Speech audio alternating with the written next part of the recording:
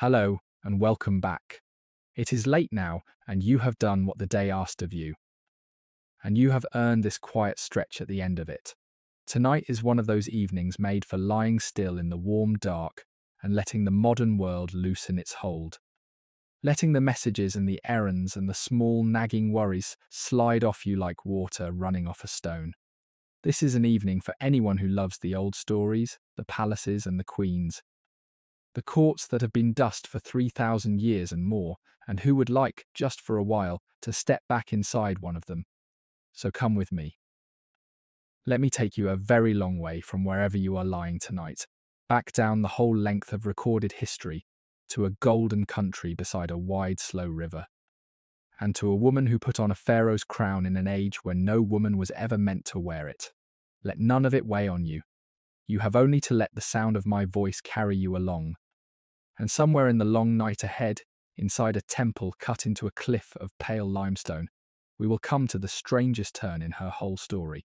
Because after this woman died, someone walked the length of her country with a chisel and set out, monument by monument, to rub her out of the world entirely. Before we set out, let me say one quiet thing, and then I will not break the spell again until the very end. If these long journeys into the past are something you would like to find your way back to on another sleepless night, you are more than welcome to subscribe and to let these evenings simply come to you whenever you need somewhere calm to rest. And I do love to know who is out there in the dark with me, so if you feel like it, you might leave a little note further down and tell me where you are listening from tonight and what the hour is where you are. Some of you are settling in as the light goes. Others are somewhere deep in the small hours, awake in a house full of sleep. I look through those notes often, and I find there is something companionable in it. Knowing that a story first told beside the Nile, 3,500 years ago, is being heard tonight in so many far-apart rooms. Wherever you are, and whatever the time, you are very welcome here. Imagine this. A river, the mightiest anyone in that country had ever heard of, or believed could exist, moving north in a broad, unhurried band through a valley of astonishing green, under a sky that has not troubled itself with rain in living memory. On either side of that green ribbon, the ground turns abruptly to desert, red, and gold and empty, so that the whole kingdom is a narrow garden, laid along the water, with wilderness pressing close on both sides. The Egyptians had a name for the two of them. The Black Land, they called the valley. After the dark, fertile mud it left behind each year. The Red Land they called the desert beyond. And in that Black Land, at a bend in the river far to the south, stood the city that ruled it all. Its name in that age was Wayset, though later people would call it Thebes, and later still it would sink into a scatter of broken temples that tourists photograph in the heat. But in the years we are speaking of, some 15 centuries before the birth of Christ, Thebes was the beating heart of the richest and most powerful nation on earth. Egypt was old even then. The pyramids at Giza, downriver to the north, were already more ancient to the people of Thebes than the Roman Forum is to us. But the country had lately come through a frightening chapter. For 100 years and more, foreign kings from the east, the people the Egyptians called the Hyksos, had held the northern half of the country. It was the princes of Thebes who had risen up, generation after generation, and finally driven them out. And the man who completed that work, a warrior king named Ahmose, had founded a new line of rulers and thrown open a golden age. Historians would one day number his family the 18th Dynasty. To the woman at the centre of tonight's story, he was simply grandfather, the hero whose blood ran in her veins. So this was the world she was born into, a country flushed with victory and swelling with wealth, its armies pushing south into Nubia and north towards the lands we now call Syria, its granaries full, but its river faithful. Gold came up from the mines of the south in such quantity that foreign kings would one day write to the pharaoh begging for it, complaining that in Egypt gold was said to be as common as dust. Tribute flowed into Thebes from half the known world. And above the city, on the eastern bank, rose the vast temple precinct of Karnak, sacred to the god Amun, a forest of painted columns and towering gateways, of obelisks and sacred lakes. Growing grander with every reign, as each king added his own stone to the god who had blessed the family's rise. It was the most important religious site in the country, and it will matter enormously to the woman we are following.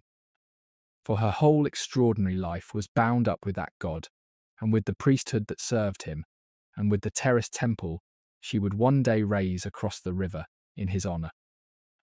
It is hard, from our distance, to grasp how rich and how sure of itself that country was in the years of her birth. Egypt was not one kingdom among many jostling equals. It thought of itself, with some justice, as the ordered center of creation, ringed round by lesser peoples who existed mainly to send it their treasure and their timber and their bowing envoys. Its rule reached far south up the river into Nubia and far into the lands of the rising sun. And the wealth of all of it drained back towards the temples and the palaces of Thebes.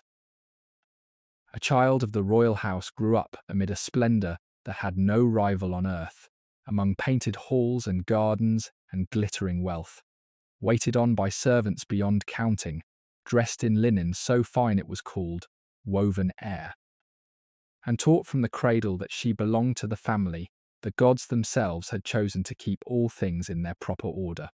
It was a place and a moment made to breed confidence, even a kind of holy arrogance, in those born to its summit, and Hatshepsut was born very near the summit indeed. Whatever gave her the nerve in later years to reach for a thing no woman had ever held, some of it surely came from this, from a childhood spent at the still bright center of the greatest power the earth then knew. Let yourself stand for a moment in that city as the day begins. The dawn comes quickly in Egypt, without much of the long grey hesitation we know in colder lands. One moment the sky over the eastern desert is the colour of ash, and the next the sun lifts clear of the hills and lays a long band of gold down the surface of the water, and Thebes wakes.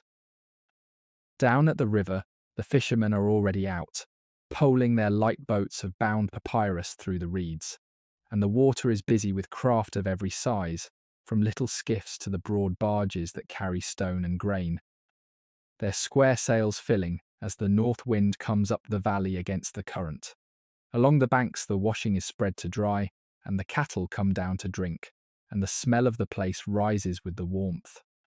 River mud and wood smoke and baking bread and the green wet scent of the fields. In the streets behind the quays, narrow lanes of mud brick houses lean close together for shade, and the day fills with the ordinary music of a great city, the bray of donkeys, the knock of the carpenter, the grind of grain between stones, the voices of women at the wells, and children underfoot everywhere, and over all of it, on the far bank and near, rose the walls and gateways of the temples, catching the early light, so that the first thing the sun touched each morning, and the last it left each evening, were the houses of the gods. This was the world into which our king was born, and for all its strangeness to us it was, to the people who lived in it, simply home. Warm and loud and alive, and certain of itself, everything about that country was built to last. The Egyptians did not think of their kingdom as a thing that might end. They thought of it as the order of creation itself, fixed and eternal, renewed each year when the waters rose and flooded the fields, and drew back and left the black mud shining. There was a word for that rightness of things. The balance and truth and proper order that it was the sacred duty of every pharaoh to uphold. A pharaoh was not merely a ruler. He was the living link between the people and the gods, the one who kept the sun rising and the flood returning and the enemies of Egypt beaten back beyond the Red Land. And a pharaoh, by every law and custom and unspoken assumption of that ancient age, was a man. Kingship passed from father to son. The queen was the pharaoh's great wife, the mother of the next king, honoured and powerful in her way, but never the crown itself. That was simply how the world had always been arranged, and no one in Thebes had any reason to imagine it could be otherwise. Into that certainty, in the palace of the reigning king, a daughter was about to be born who would spend her life quietly proving it wrong. It is worth holding that certainty in mind, because it is the measure of everything she would later do. We are so used to the idea that a woman might rule that we can miss how absolute the assumption against it was in her world. It was not a law that could be argued, not a custom that might be bent, but something closer to the shape of reality itself, as settled and unquestioned as the rising of the sun or the flooding of the river. Kingship was male the way the sky was above and the earth below. A girl born into the palace was born into a future already written for her, honoured and comfortable and bounded. A future of marriage and motherhood, and the reflected light of the men she would stand beside. That a daughter of that house might one day wear the double crown herself, be carved on the temples as a pharaoh, send her own fleet to the ends of the earth, and her own stones towering into the sky, was not forbidden so much as unthinkable. A thing that had simply never entered anyone's head as possible, and that is what makes her story what it is. She did not break a rule. She stepped clean outside the boundaries of what her world believed could exist, and made a place there for herself, and stood in it for 20 years. The king in those days was a man named Thutmose. He had come to the throne in an unusual way, and it is worth pausing on, because it shaped everything that followed for his daughter. Thutmose I, as we number him, was a soldier, a formidable one, a general who had led Egypt's armies far up the Nile into Nubia and eastward across the great river of Asia, planting the boundaries of the empire wider than any king before him. But he had not been born to the purple. He seems to have had little or no royal blood of his own. He held the throne, and held it well, but the deep legitimacy of the line, the true inheritance of Ahmose the Liberator, ran, not through him, but through his principal wife. Her name was Ahmose too, and she was the blue blood of the household, very likely a daughter or close kinswoman of the old warrior kings, the one who carried the family's sacred claim in her body, and this is the thing to hold on to as we go forward. When Thutmose and his queen Ahmose had a daughter, that little girl inherited from her mother something neither her father nor, later, her half-brothers could match, the purest royal blood in Egypt. She was, in the reckoning of birth, more truly of the ancient line than the men who would sit beside her and above her. It did not make her a ruler. Nothing could make a girl a king, but it planted, at the very root of her, a claim that would sleep for decades, and then, astonishingly, wake. They named the child Hatshepsut.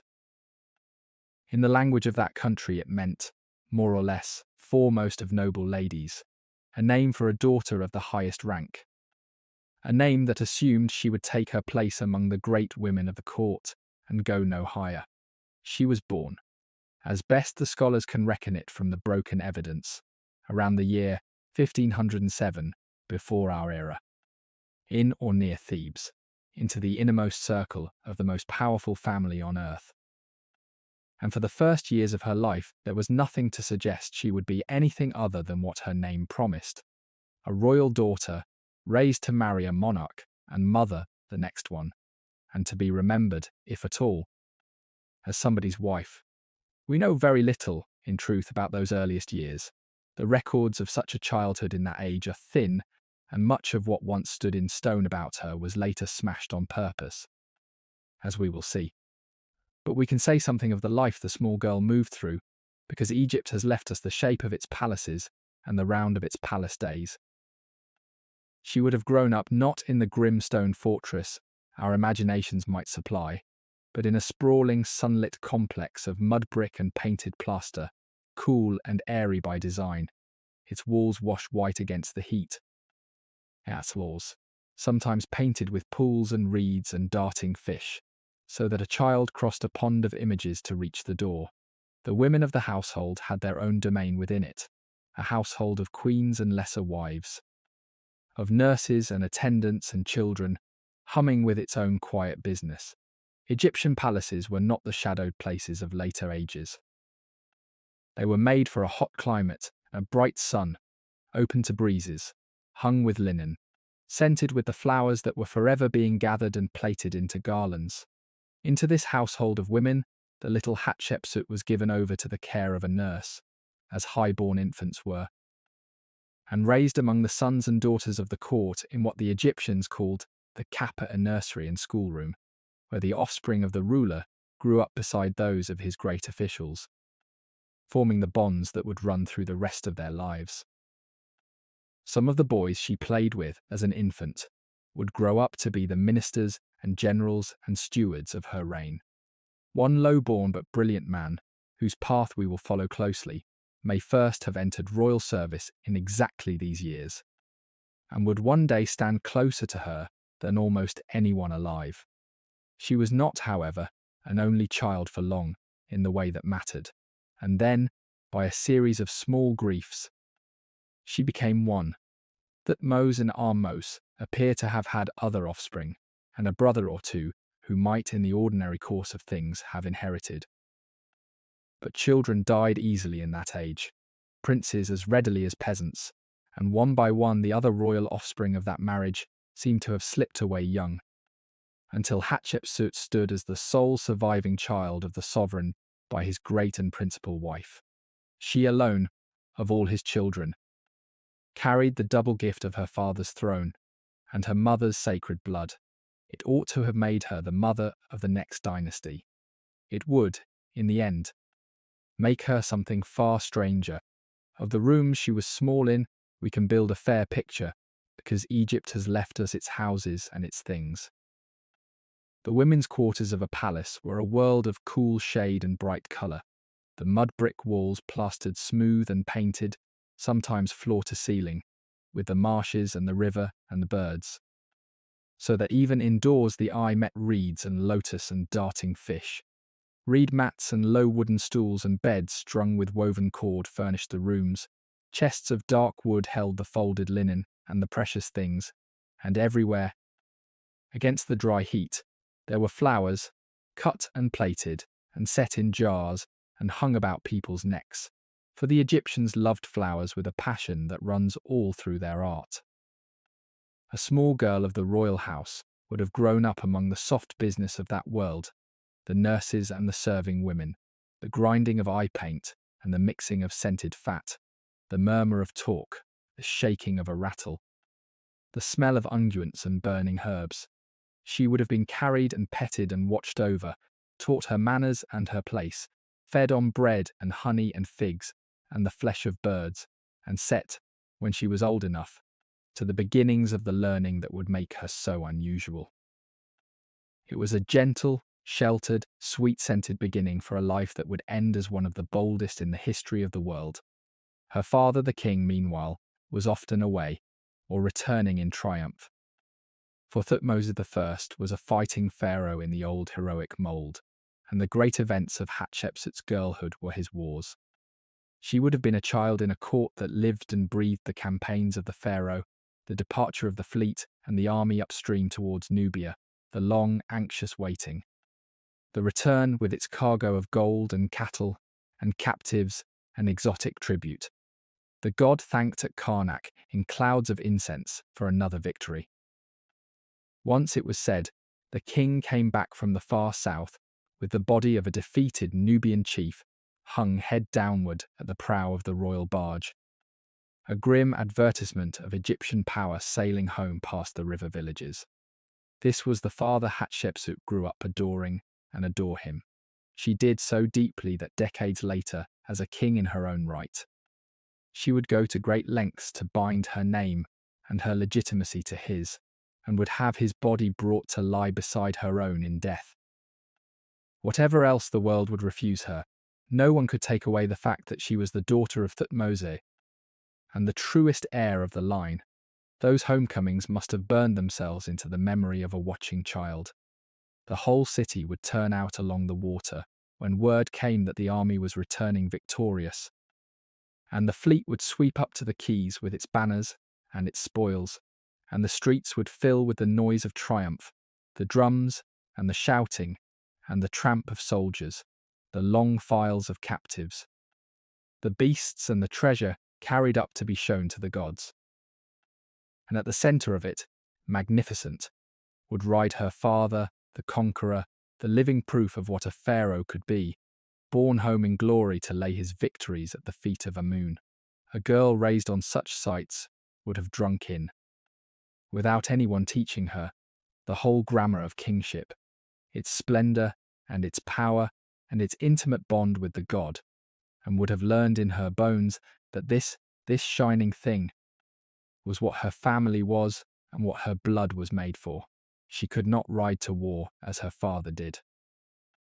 But she had seen, from her earliest years, exactly what greatness looked like in that country, and when her own hour came, she would reach for a greatness of her own, cut to a different pattern, but no less bright.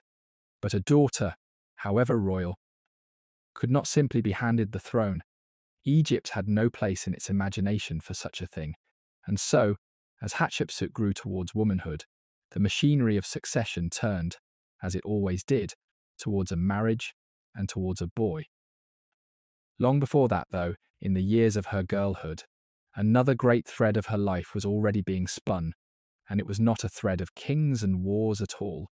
It was a thread of the god across the river from the palace. On the eastern bank where the sun rose stood Karnak, and Karnak was not merely a temple. It was the richest institution in Egypt after the crown itself, a landholder and employer and treasury on an enormous scale. Its granaries and workshops and estates spread the length of the country, its priesthood a power that no wise pharaoh ignored. At its heart was the god Amun, once a minor local deity of Thebes, now fused with the old sun god Ra and raised, on the tide of the Theban family's victories, to the position of lord of the gods. The divine father of the pharaohs, the hidden power behind Egypt's golden age. To be close to Amun was to be close to the source of everything, and the women of the dynasty had come to hold a particular and prized place in his service. There was an office, a sacred title borne by a woman of the highest blood, called God's wife of Amun. It was among the most important religious positions in the country, and it carried real weight: estates, income, ceremonial primacy, a role in the great rituals of the temple. The god's wife took part in the daily service of the god, moved in processions before the eyes of all Thebes, shook the sacred rattle to please him, and stood, symbolically, as the god's earthly consort. It was a role for a princess, and it seems that Hatshepsut, the sole royal daughter of the reigning king, came to hold it, or was raised in its shadow, in the years of her youth. Whether or not she carried the full title as a girl, she was steeped from childhood in the world of Amun's temple, the incense and the chanting, the shaved and white-robed priests, the gold-crusted shrines, the sacred bark of the god that was carried out on the shoulders of the faithful at the great festivals. And here, in the quiet daily rhythm of learning to serve a god, something took root that would one day change history. For most Egyptian girls, even most princesses, the art of reading and writing was closed. Literacy was the jealous preserve of scribes and priests, a hard-won skill that opened the whole machinery of the state. But Hatshepsut, raised at the very summit of the court and drawn early into the service of Amun, learned to read the sacred signs and, in all likelihood, to write them. She came to know the theology of kingship from the inside, the myths of how the god-fathered pharaohs, of how the crown descended from heaven, of how a monarch was made. She learned the language in which Egypt explained its own power to itself. We should not pass over that lightly, for it may be the quiet key to the whole of her later life. To be able to read and write in that world was to hold a rare and jealously guarded power, the power to enter the records, to command the archives, to speak in the permanent voice of the carved inscription, rather than the passing breath of speech. A person who could read the sacred writing could reach back into the accumulated wisdom of 1,000 years and forward into an eternity of stone, could frame arguments that would outlast every mouth that might contradict them. Most people, most women, above all, lived and died outside that magic circle, their thoughts never fixed, their names soon forgotten. Hatshepsut stood inside it. She knew how the story of kingship was told because she had learned to tell it herself, and when the day came that she needed to make the impossible case that a woman might be king, she did not have to borrow anyone's words. She had the language in her own hands, and she used it with a skill that has kept her argument legible on the temple walls for 3,500 years, long after the men who tried to erase her were themselves reduced to a few chipped names. She could not have known, as a devout girl kneeling in the incense smoke of Karnak, that she was gathering the very tools she would one day use to argue in carved stone before the whole country that the god himself had chosen her. A woman to be king, but the pieces were being laid in place. The blood was in her from her mother. The love of her father was fixed in her heart, and the god, whose daughter she would one day claim to be, was already the centre of her world. Consider what it was to serve that God in that place in those years, for it shaped her more than any tutor could. The Temple of Amun was not a bright open church, but a deliberate journey from light into shadow and mystery.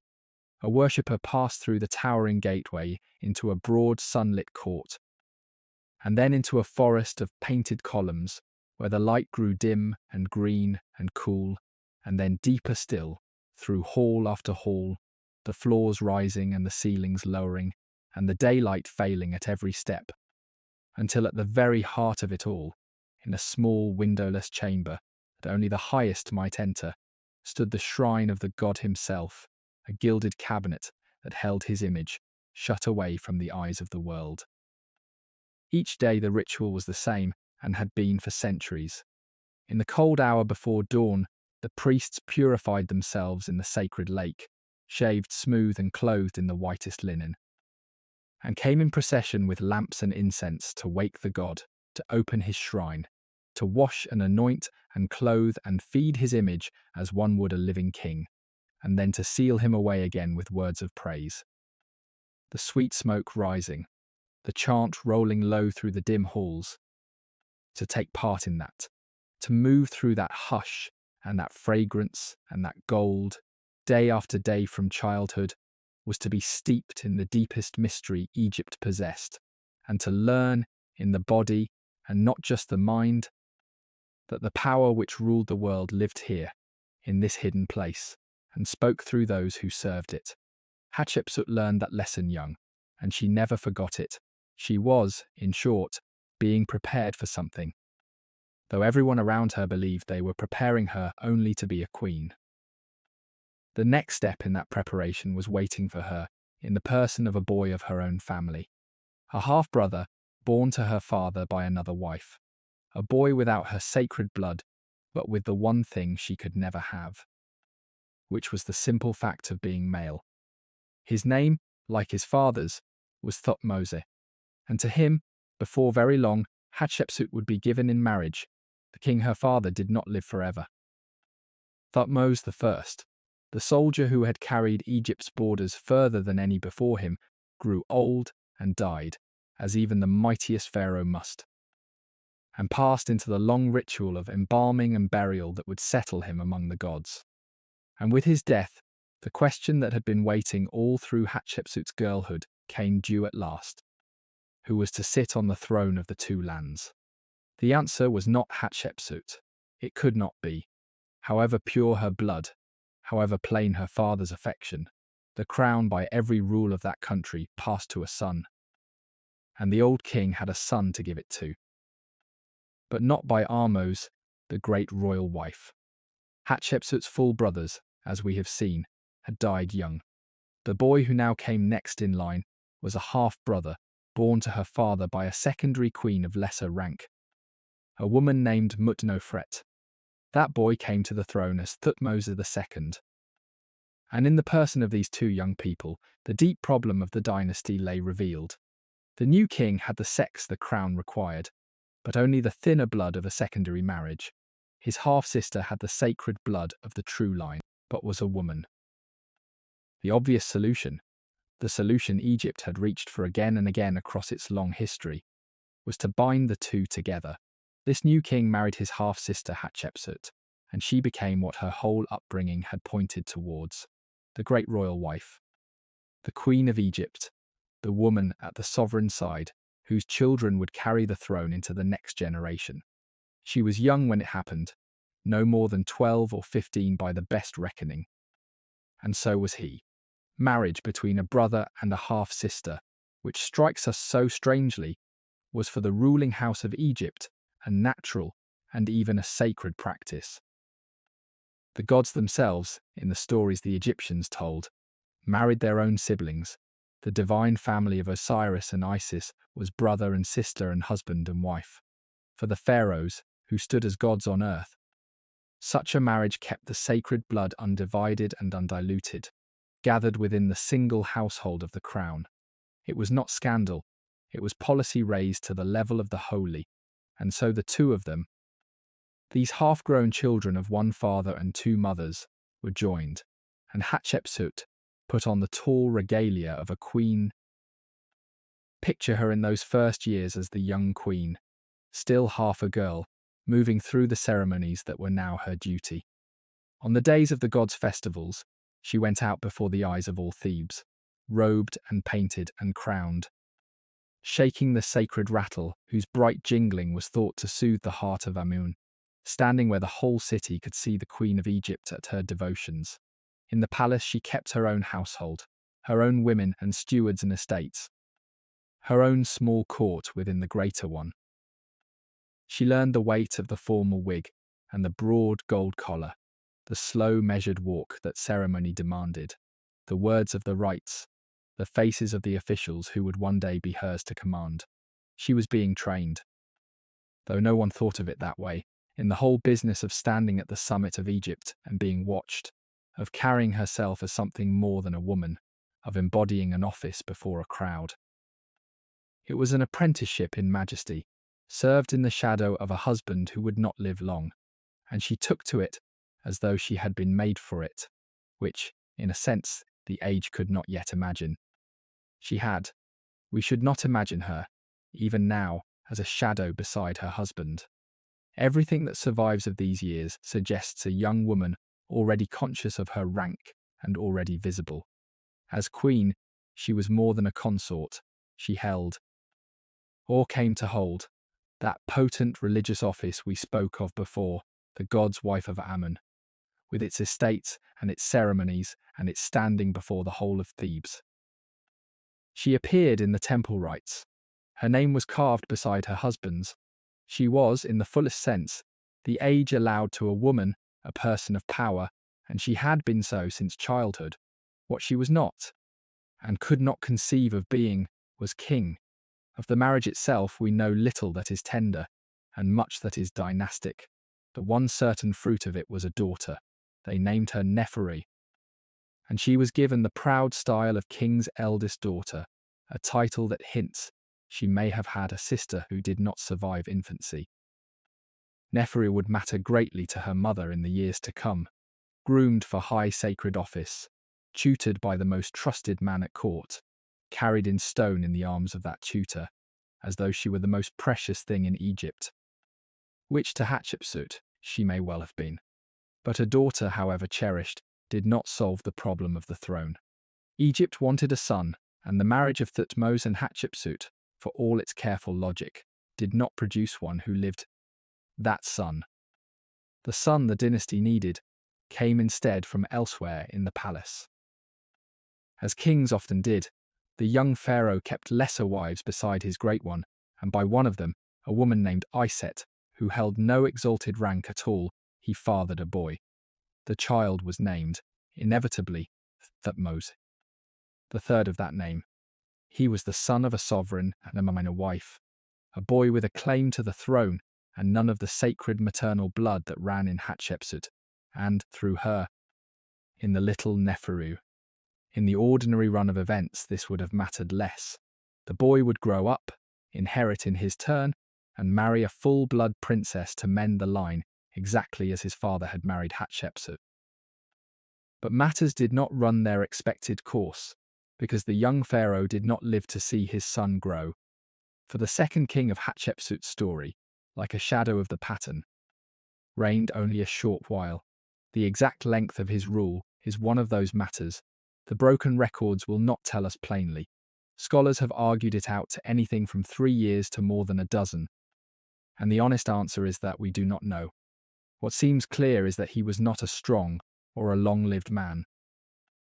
He undertook a little of the everyday business of a pharaoh, a campaign or two to keep the borders firm, some building in the god's honor, and then, still young, he died, leaving behind a little daughter by his queen, an even smaller son by a lesser woman of the household, and a widow who was very far from ordinary. That widow was Hatshepsut, and she cannot have been much past her middle 20s, perhaps not yet 30. When the second great bereavement of her life reordered everything around her, she had lost her father, the old warrior king. Now she had lost her husband, the young one. And into the sudden hollow left by his death there rose, as there always did, the vast slow machinery of Egyptian mourning and Egyptian succession. Turning together, the mourning came first.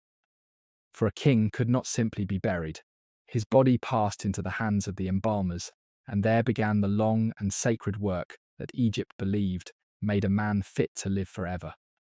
For 70 days and more, the priests and craftsmen laboured over him in the houses of purification, drying the flesh, wrapping the limbs in fine linen, laying amulets between the folds, speaking the words that would open his mouth again in the next world and set him among the immortal gods. Egypt did not fear death in the way we do. It prepared for it with an artistry it lavished on almost nothing else, because it believed, wholly and without irony, that the grave was a doorway and not a wall, and while the dead king was made ready for eternity, the living had to decide who would rule the country he had left behind. Those 70 days must have hung strangely over the palace. Somewhere in the houses of embalming across the river, the body of her young husband lay in its long, slow transformation, packed in the drying salt, tended by the masked priests who spoke the old words over him. And the whole court moved meanwhile in the hush of official grief, the women wailing in the ritual way, the incense burning, the ordinary bright business of the palace stilled. For Hatshepsut, it was the second time she had stood at the edge of that mystery, the first as a daughter losing a father, now as a wife losing a husband. And both times she had watched the vast machinery of Egyptian death close over someone near to her and carry them off towards the gods. Whatever private sorrow she felt, and we cannot know it, she had also to think, as the powerful always must in such hours, of what came next, of the small boy who was suddenly a living god, of the emptiness at the top of the state, and of her own place in the sudden new arrangement of things. Grief and calculation walked together through those days, as they have walked together in every palace where a throne has fallen empty. The choice by law was already made. The throne belonged to the pharaoh's son, and the dead king had a son. The boy, Thutmose III, child of the minor queen Iset. So the little boy was raised up and crowned pharaoh of all Egypt, given the royal names and the crowns and the throne of his fathers. And it did not matter in the least that he was a small child who could not yet have understood a word of the ceremony that made him a living god. What mattered was the principle. Kingship passed from father to son, and the son now held it. Egypt had its king. What Egypt did not have was a pharaoh who could rule. A pharaoh was expected to lead armies, judge disputes, feed the priesthood, hold the balance of the whole cosmos on his shoulders, and a boy of 2 or 3 or whatever his precise age was, could do none of these things. And so, as had happened before in Egypt's history whenever a child inherited, the real power passed for the time being into the hands of an adult who would govern in the child king's name until he came of age. That adult was almost always the boy's mother or nearest kinswoman by birth. In this case, the boy's own mother, Iset, was a woman of no great rank, and standing far above her in the household was the dead king's widow, the god's wife of Amun, the blue blood of the ancient line, the aunt and stepmother of the little pharaoh. There was, in truth, no one else it could sensibly be. And so Hatshepsut became regent for the child, Thutmose III, and gathered the government of Egypt into her hands. At the very start, there was nothing revolutionary in this. A high-born kinswoman ruling as regent for a boy king was a familiar and accepted arrangement, and the earliest years of Hatshepsut's regency seem to have been entirely conventional. She acted in the proper way for the child. Documents were dated by the young king's reign. The boy was shown, at least officially, as the pharaoh. Hatshepsut stood behind the throne as the powerful lady of the ancient line, who held the reins until he should be old enough to take them himself. Had matters stayed there, her story would be a footnote, one more capable dowager, steering the ship of state through a child's minority, and no chisel would ever have troubled her name. But to hold the whole of Egypt in your hands, even in another's name, is to discover what you are capable of. And Hatshepsut, it turned out, was capable of a great deal.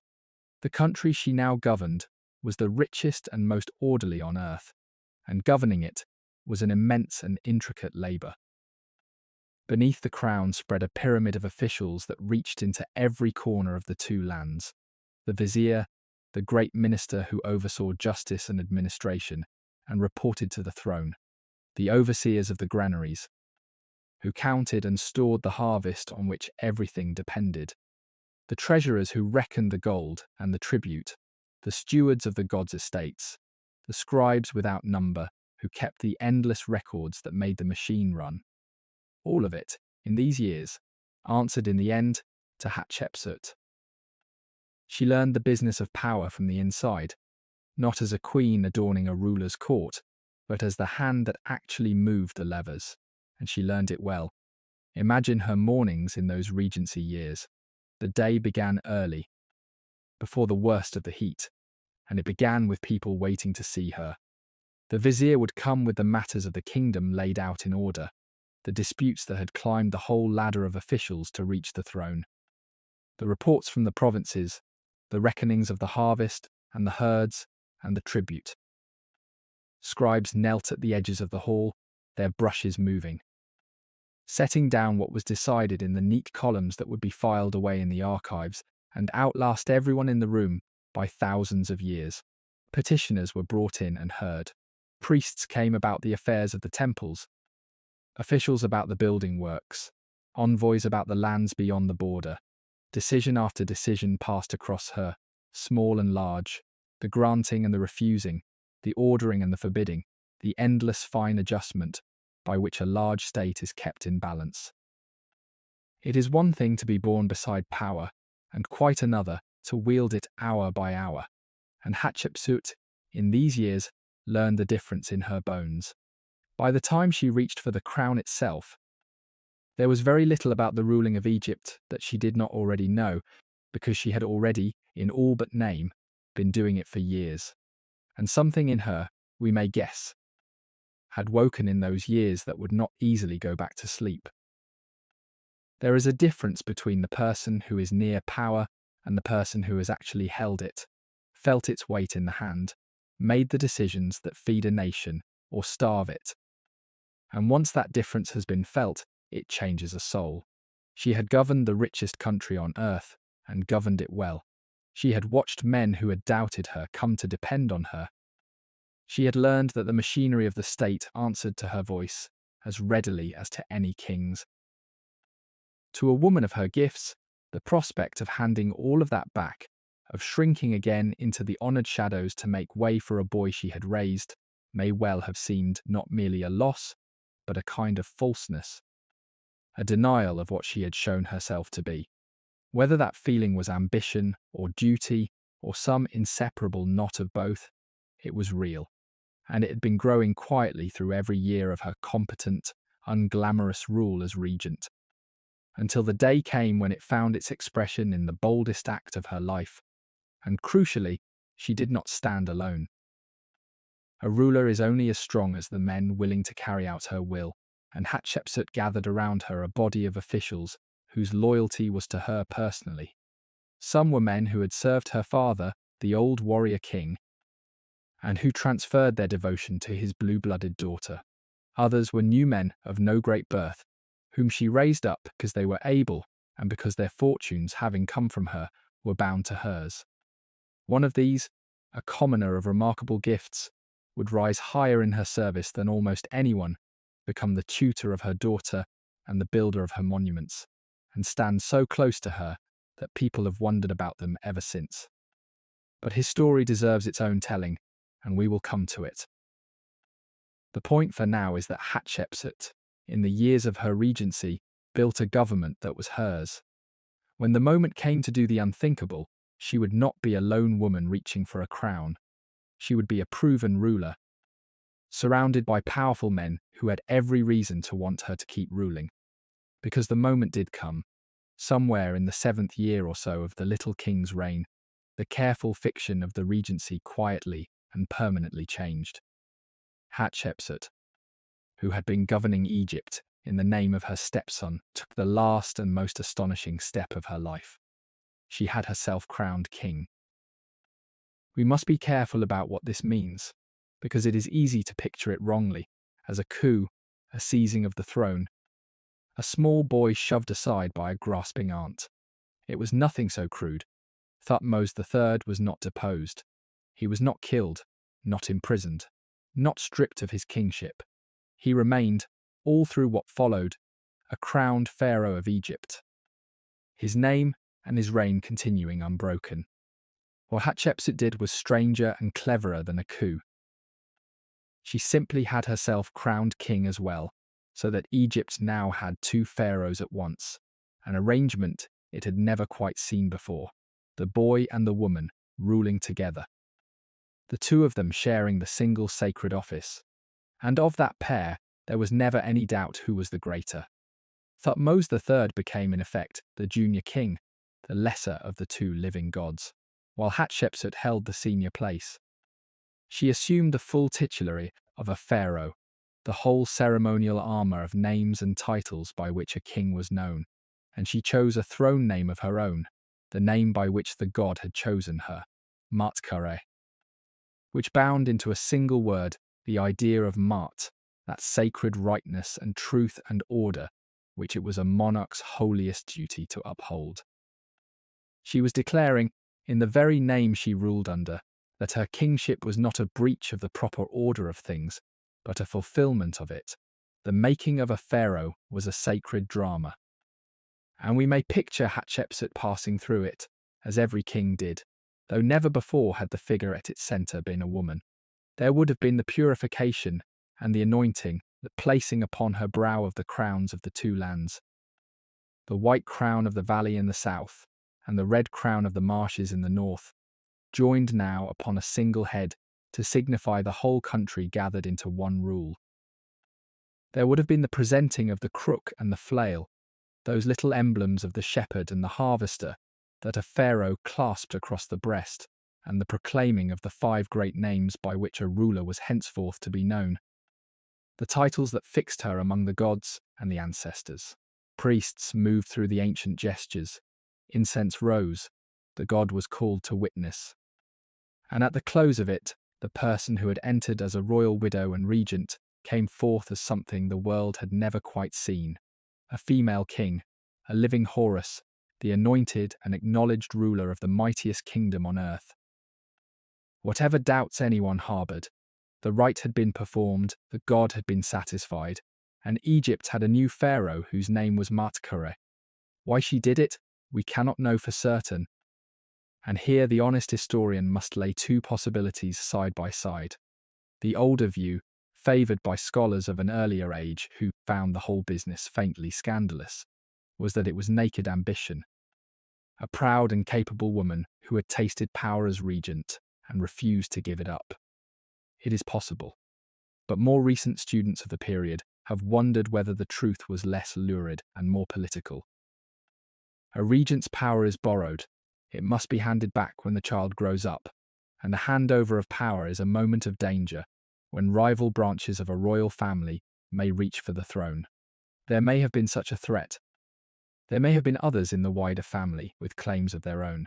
By making herself full king, Hatshepsut may have been not so much stealing her stepson's throne as fortifying it, making the two of them together too strong to be pushed aside, holding the crown safe within their own household until the boy was ready. We do not know which reading is true, and it may be that both are, that duty and appetite pulled the same way. But whichever it was, she could not have done it alone. And that is a point too easily lost in the drama of a single woman seizing a crown. No one takes the throne of a great kingdom by simply announcing it. A claim like hers had to be accepted. And accepted by the people who mattered, or it was nothing. She needed the powerful priesthood of Amun, whose god she made the author of her kingship, and whose oracle she made its herald. She needed the vizier, and the treasurers, and the overseers, the men who actually ran the country, to go on running it in her name. She needed the officers of the army to keep their peace, and the noble families to hold their tongues, and the entire apparatus of the state to bow and continue as though nothing strange had happened. To win all of that consent was a feat of patience and persuasion carried out, we may be sure, over years and not in a day. We do not have the letters or the whispered conversations, the promises made and the favours traded, the careful placing of loyal men in the offices that mattered, but we can see the result of them, which is a country that accepted a female pharaoh and went on turning as though the sun still rose in the east, which of course it did. Somewhere behind the serene carved walls there must have been an immense and delicate labour of politics, the binding of interests to her cause, the reassuring of the doubtful, the rewarding of the faithful, the quiet isolation of anyone who might have raised a hand against her. She managed it so well that we can barely see the joins, and that near invisibility is itself the measure of her skill. Clumsy power leaves wreckage and rebellion in its wake. Hers left neither. For 20 years the machinery ran, the taxes came in. The temples were served, the borders held, and a woman sat at the summit of it all, and the very smoothness of it has made some later historians underrate her, as we tend to underrate anything that is done without visible strain. It should have the opposite effect. The hardest things, done well, look easy, and almost nothing in the history of that ancient throne was harder than what she made look effortless. That she won all of this, and held it for the length of a long reign, tells us that her kingship was not a mad overreach, but a thing carefully prepared and widely supported, built on years of proven rule and on alliances patiently made. She did not grab the crown and dare the world to take it back. She persuaded a kingdom to place it on her head, which is a far harder and far rarer thing, and a far surer sign of the ruler. What we know is what she did. A woman put on the crown of a country that had no word, no image, no idea for a female king. And she did it not by force, but by argument, by ceremony, by the patient marshalling of the god and the priesthood, and the loyal men of her government behind a claim that everyone had always believed impossible. And now that she had done it, she faced a problem no ruler before her had ever faced. She was a sovereign. Every carving, every statue, every temple wall in Egypt showed a king as a certain kind of figure, striding and bearded and male. There was no way to show what she now was, because what she now was had never existed. She would have to invent it. And so, across the years that followed, in stone and paint and gold from one end of the country to the other, Egypt's craftsmen set about solving the strangest artistic problem in the kingdom's history. How to carve a woman who was also a pharaoh come now into the workshop of a royal sculptor, for it is here, as much as in any council chamber, that Hatshepsut's kingship was truly made. Imagine the long, low room open to the north light, the floor gritty with stone dust, the half-finished figures standing about in their various stages of becoming, some no more than a block with a face beginning to swim up out of it, some almost done and waiting for the painters. The master and his men work in hard stone, in granite and diorite and limestone, coaxing out of it the figures that will stand in the temples forever. And they have been set a problem that no Egyptian craftsman has ever been set before. They must carve a pharaoh who is a woman. Understand what a strange task this will hummed. For more than 1,000 years, the image of a pharaoh had been fixed, as changeless as the language of the gods. A ruler was shown in a certain way, and everyone knew it. The striding male body, the broad bare chest, the kilt knotted at the waist, the royal headcloth with the rearing cobra at the brow and bound to the chin, the long-plaited ceremonial beard that was the very badge of kingship. This was not a portrait of any particular man. It was the sign for king, as fixed as a written word. And there was simply no matching sign for a woman who held the office, because no woman ever had, not in this way, not in a time of strength. The craftsman could not invent a female pharaoh from nothing, for there was nothing to invent from. So they did the only thing the tradition allowed. They gave Matkare the body of a king, and so the likenesses of Hatshepsut that filled her temples showed a figure in the full male regalia of a pharaoh: the kilt, the headcloth, the cobra, the false beard strapped to the chin. To our eyes it can look like a disguise, as though the queen were dressing up as a man to fool her people, and generations of modern writers told the story exactly that way, with a knowing relish. But it was nothing of the kind, and this is one of the most important things to understand about her. Hatshepsut was not hiding that she was a woman. Her own people knew perfectly well who she was. She was the daughter of Thutmose, the widow of his son, the mother of Nepheri, a figure everyone in Thebes had watched grow up. The court was not deceived and was not meant to be. The male image was not a lie told to the living. It was a language spoken to the gods and to eternity. The only language Egyptian art possessed for saying, "This person is the monarch." Now and then the mask slips in a way that proves the point.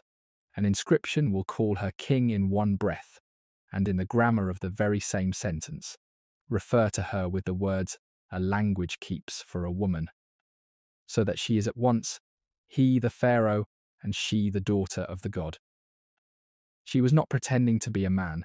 She was being something the world had no picture for, and borrowing the only picture there was. You can even watch her feeling her way towards it. In her earliest portrayals as king, some of her sculptors seem to have hesitated, softening the figure, letting a rounder and more feminine face and form show through the royal trappings.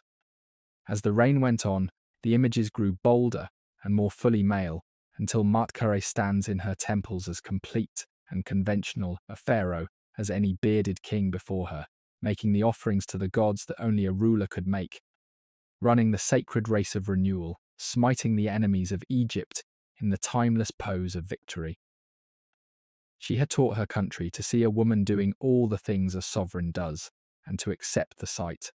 In the inscriptions she found the words to match the images, calling herself the female Horus, the falcon god who lived in every pharaoh, and declaring that she was to her people both their mother and their father at once, the protector who was somehow both.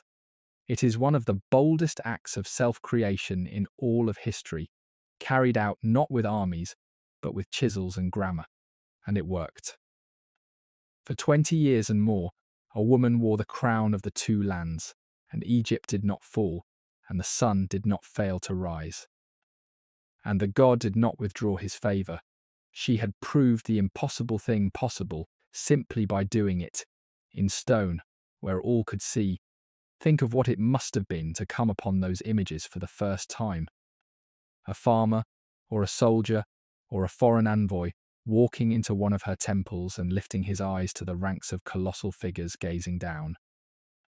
He would have seen a pharaoh, unmistakably, in all the ancient signs of kingship: the striding stance, the kilt, the headcloth, and the cobra and the beard, and only slowly, perhaps, would the strangeness reach him, the softer line of a cheek. The name in its oval that everyone knew belonged to a woman, the whisper of a truth that his eyes and his knowledge argued over. And then, most likely, he would simply have accepted it as people accept the settled order of their world, and bowed. That was her triumph. She had not merely taken the crown, she had made the sight of herself in it ordinary, had trained an entire nation's eye to rest without protest on a thing it had always believed impossible. Every temple she raised, every statue she set up, was another quiet lesson in seeing, and by the end of her reign, the lesson had been so thoroughly learned that the marvel had become the furniture of daily life. But image and title, however cunning, were not enough on their own. A king needed more than the look of kingship. A pharaoh needed the right to it. A story all of Egypt could believe about why the crown sat where it sat. And so Hatshepsut reached for the deepest and most unanswerable authority her world possessed. She did not claim merely to be a monarch. She claimed to be the daughter of a god, chosen before her birth for the throne by the highest power in Egypt. And she had that claim carved in enormous and beautiful detail into the walls of the temple she was raising across the river, where it can still be read today. The story she told there is one of the oldest and strangest in the record of any monarch. And to walk along that wall is to watch a queen argue her way onto a throne. It begins in the Council of the Gods. Amun, the Lord of the Gods, the hidden power of Thebes, announces to the assembled divine company that he will father a child who will rule Egypt and make it glorious. Then the god descends. He takes the form of the reigning king, Thutmose I, Hatshepsut's own earthly father, and in that borrowed shape, he goes to the Queen Ahmose in her chamber. The scene is carved with a tenderness rare in Egyptian art. The god and the queen sit facing one another, their knees almost touching, and the inscriptions describe how the palace was filled with the sweetness of the god's perfume, the scents of punt, and how the queen woke and smiled at the fragrance of him. The god tells her that the child she will bear is to be called Hatshepsut, and that this child will hold the throne of the two lands. In a single stroke, the queen's daughter is made not the child of an ordinary king, but the flesh and blood offspring of Amun himself, conceived by the god for the express purpose of ruling. The wall goes on. We see the ram-headed potter god Khnum, who in Egyptian belief fashioned each human being on his wheel, sitting at that wheel and forming the infant Hatshepsut and her spirit double out of clay, shaping a ruler to order at the god's command. We see the pregnant queen led gently to the birth chamber by the gods. We see the divine child born and presented to Amun, who takes the baby in his arms and acknowledges her as his own. And we see the goddesses nurse her and grant her long life and dominion. Every panel of it drives home a single argument. This ruler was not an accident, not a stopgap, not a woman overreaching. This ruler was designed by the Lord of the gods before she drew breath, to be exactly what she became. It did not matter, against a claim like that she was female. The god does not make mistakes. If Amun made her to be king, then king she was meant to be, and to question it was to question the god. And the artistry of those birth panels is worth lingering on for its own sake, because it is some of the tenderest work the age produced. Egyptian temple carving can seem stiff to us, formal and frozen, all its figures marching in profile through an eternal present. But in the birth scenes, there is a softness that catches the breath. The god and the queen seated knee to knee in the hush of the chamber, the great ram-headed potter turning his wheel with the little life taking shape upon it. The divine mother led gently by the hand towards her hour, the newborn king held up and cradled and blessed.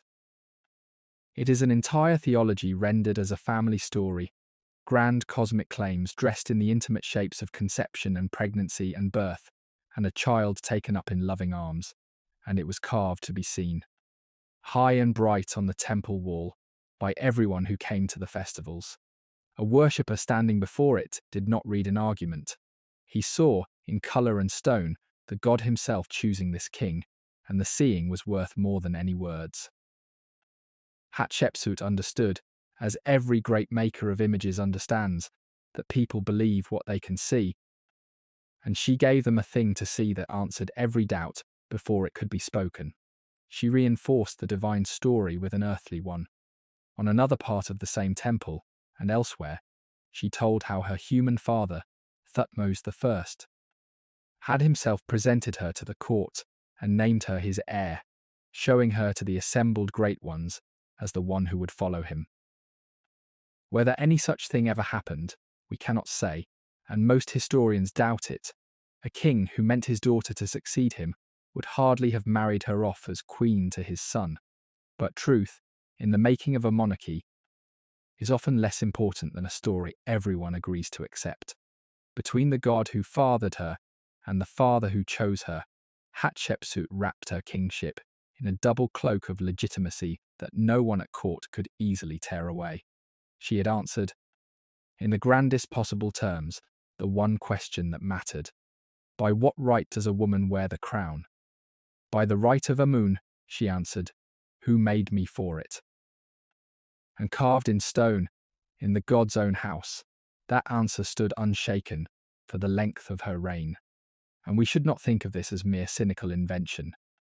A lie she knew to be a lie. The people of that age did not draw the line we draw between the political and the sacred. To them, the god was as real as the river, and the monarch truly was, in some deep sense, the child and the instrument of the god. When Hatshepsut had the story of her divine birth carved upon her walls, she was not simply manufacturing a claim. She was, in the way her civilization understood such things, stating a sacred truth about the order of the cosmos and her place in it, and very likely she believed it, believed that Amun had indeed reached down and made her for this. That the strange path her life had taken was not accident or ambition, but the working out of a purpose set before she was born. It is one of the things that makes her so difficult and so fascinating to us across the gulf, the centuries, that we cannot always tell, and perhaps she could not always have told, where the calculation ended and the faith began.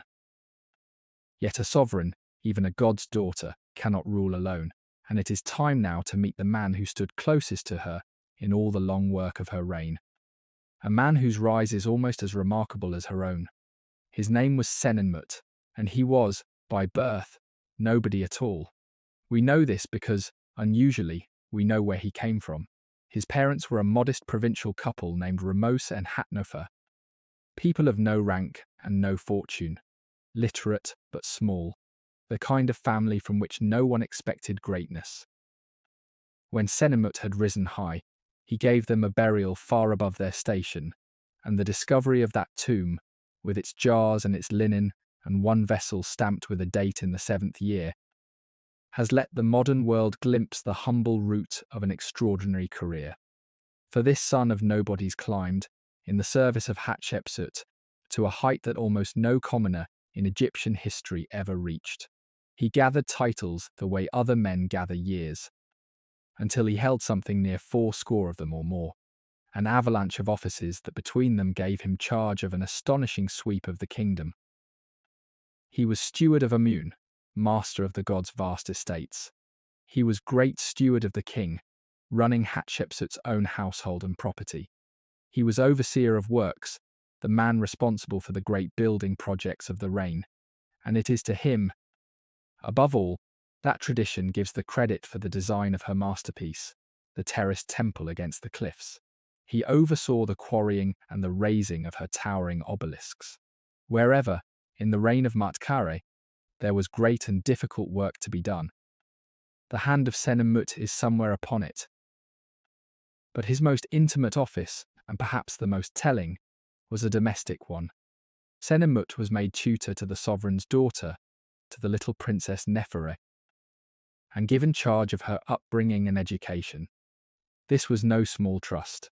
It placed a low-born man inside the innermost circle of the royal family, the guardian of the one child of the queen's body, and Senenmut clearly treasured it.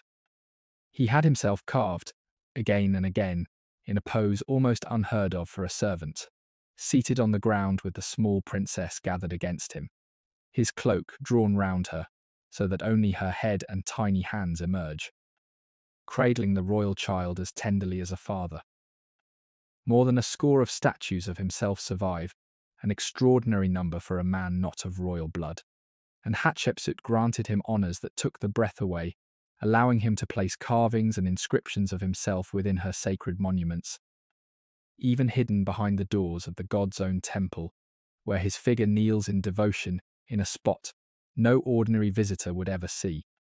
In his tomb high above the valley, he had the ceiling painted with the stars and the movements of the heavens, one of the earliest maps of the night sky that has come down to us, as though this steward of a queen wished to lie for eternity beneath the turning cosmos. There is something almost unbearably human in that painted ceiling when you stop to think of it. Here was a man born to nothing, the son of a small provincial couple, who had climbed by sheer ability to stand at the right hand of a king, and who, contemplating his own death, chose to be laid not beneath a boast of his titles, but beneath the stars themselves. The deacons and the constellations wheeling over him as they wheeled over all of Egypt every night.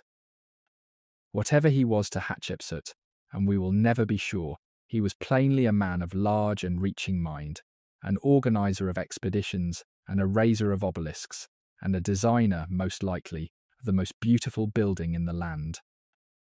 And he served her with a devotion that he wrote into stone in every way the age permitted, and one or two it did not.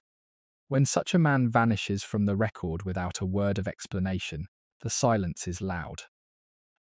We do not get to know how the story of Senenmut ended, and that gap at the very centre of her reign is one of the many places where the evidence simply runs out and leaves us guessing in the dark.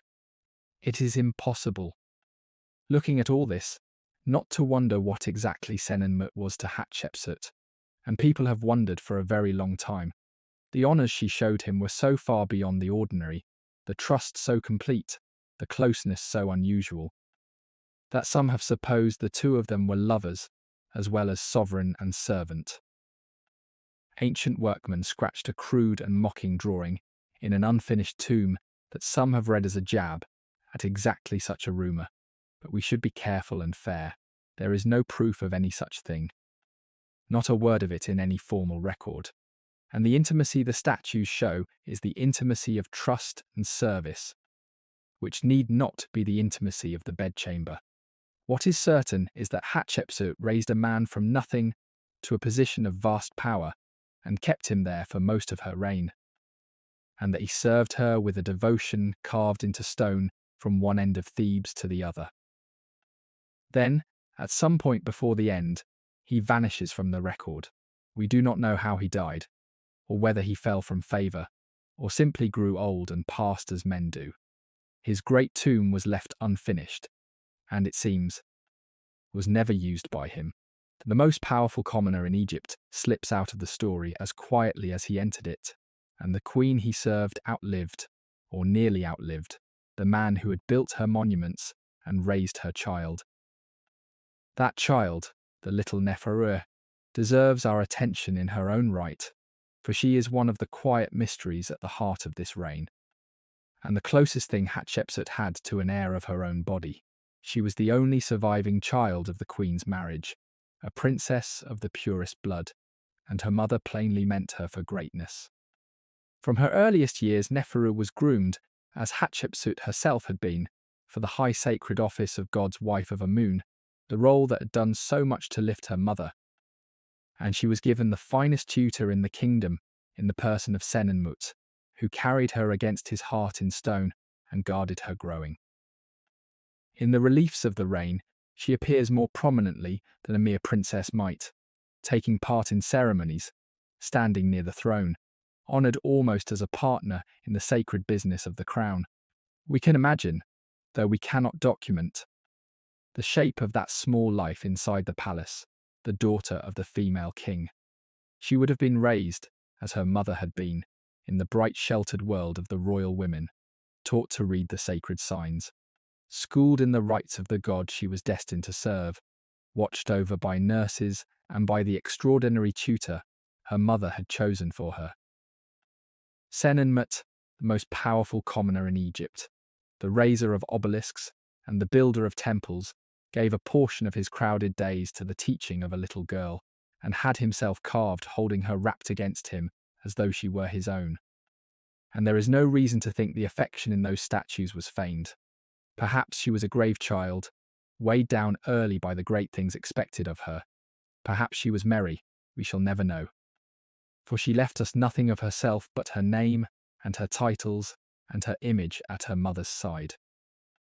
But she was, for a time, the hope of the strange edifice her mother had built, the one who might carry it forward, and her early vanishing from the record is one of the quiet tragedies folded into this reign. A small life that flickered at the centre of great events, and then went out before it could come into its own. What was her mother's plan for her? We can only guess, and the guessing has divided scholars for a long time. Some believe Hatshepsut was grooming Nefertari to succeed her, training up a second female pharaoh so that the strange new thing she had made might not die with her. The girl appears in some carvings with a hint of the trappings of a queen, or even a pharaoh, as though being eased towards the throne. Others think the plan was more conventional. That Nefertari was to be married to the young co-king, Thutmose III, uniting the sacred blood of the great line with the reigning male pharaoh and mending in the next generation. The very fracture in the dynasty that had opened the door to Hatshepsut in the first place. It may have been either. It may, for a time, have been both, held open as possibilities against an uncertain future.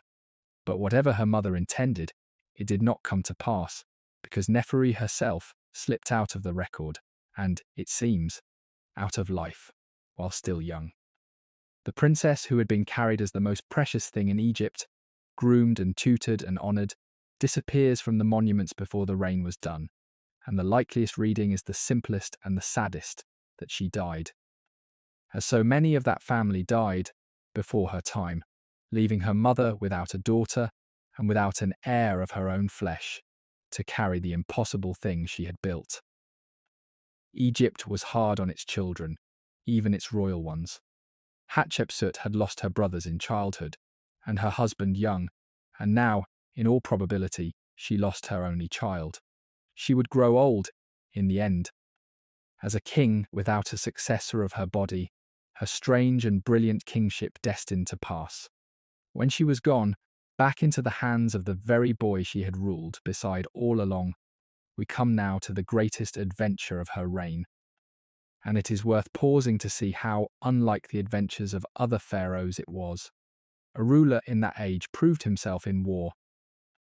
He led his armies out beyond the borders, broke the enemies of Egypt, and returned to lay captives and plunder at the feet of the god. And the temple walls of the mighty were carved with scenes of the king in his chariot, huge and terrible, trampling the foe. This was the language of glory, and it was a language closed to Hatshepsut. She could not ride at the head of an army. War was the one arena of kingship the age would never open to a woman. And she seems to have understood this, and to have looked elsewhere for her monument. She would win her fame not by conquest, but by a voyage, a peaceful venture to the very edge of the known world, and she would bring back not prisoners but wonders. The story, as she had it carved upon her temple, began where so much in her reign began, with the god. In the great inscription, she tells how the command came to her from the throne of Amun himself, an oracle of the god, that the ways to a distant country should be sought out, and the roads to its fragrant terraces opened at last.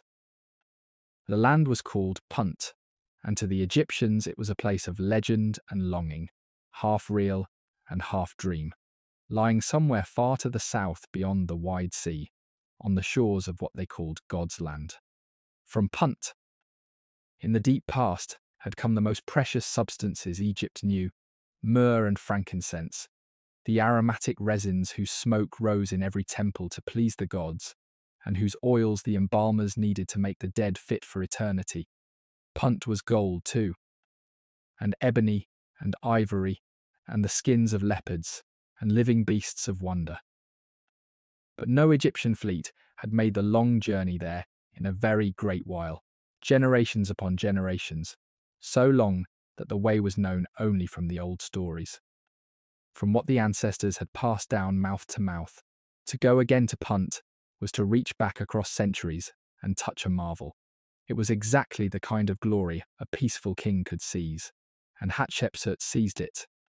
She entrusted the venture to a trusted man of her court, a high official named Nessi, who bore the title of Chancellor and whose name suggests he was himself of southern Nubian stock, a man perhaps at home with the peoples and tongues of the lands beyond Egypt's edge.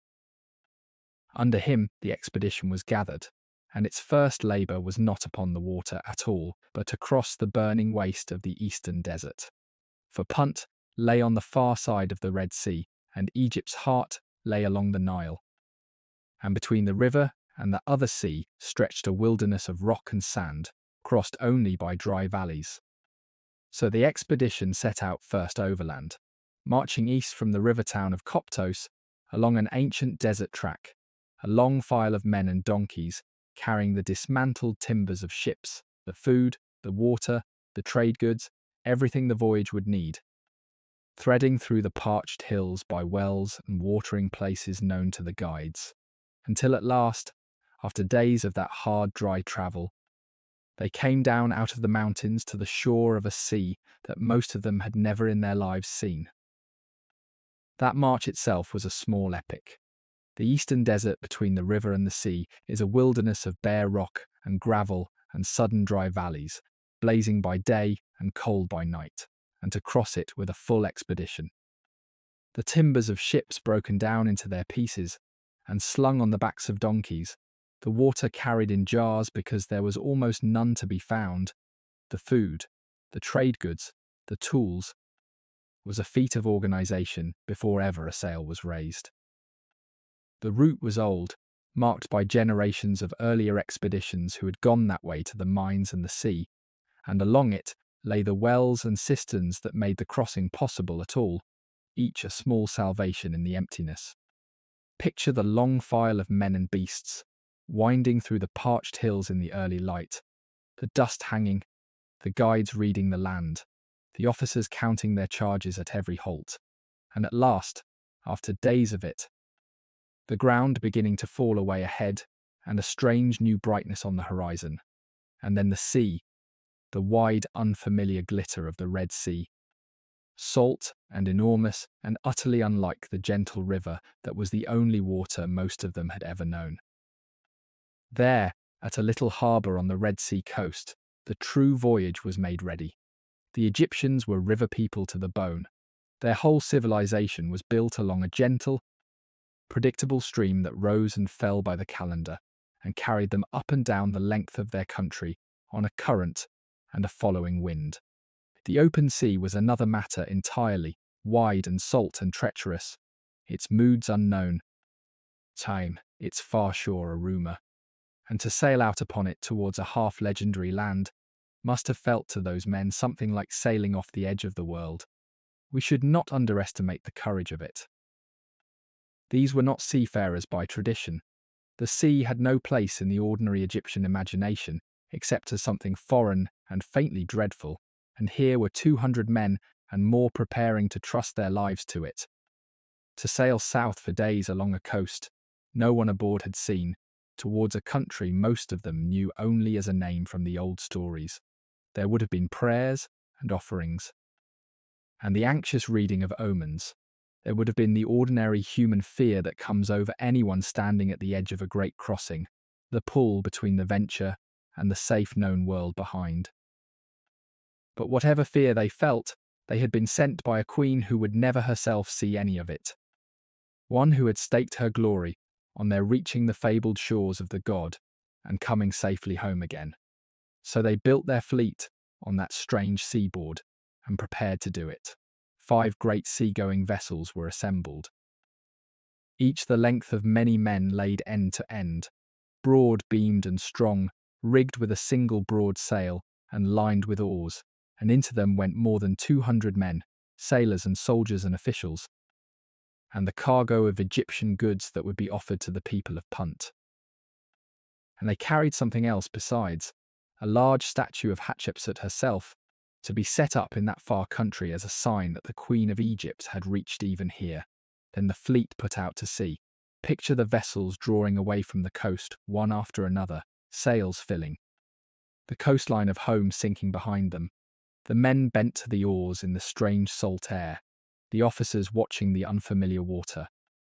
The reliefs on her temple show the ships with a wonderful clearness. The swell of the hulls, the rigging, the fish and creatures of the deep swimming beneath the keels.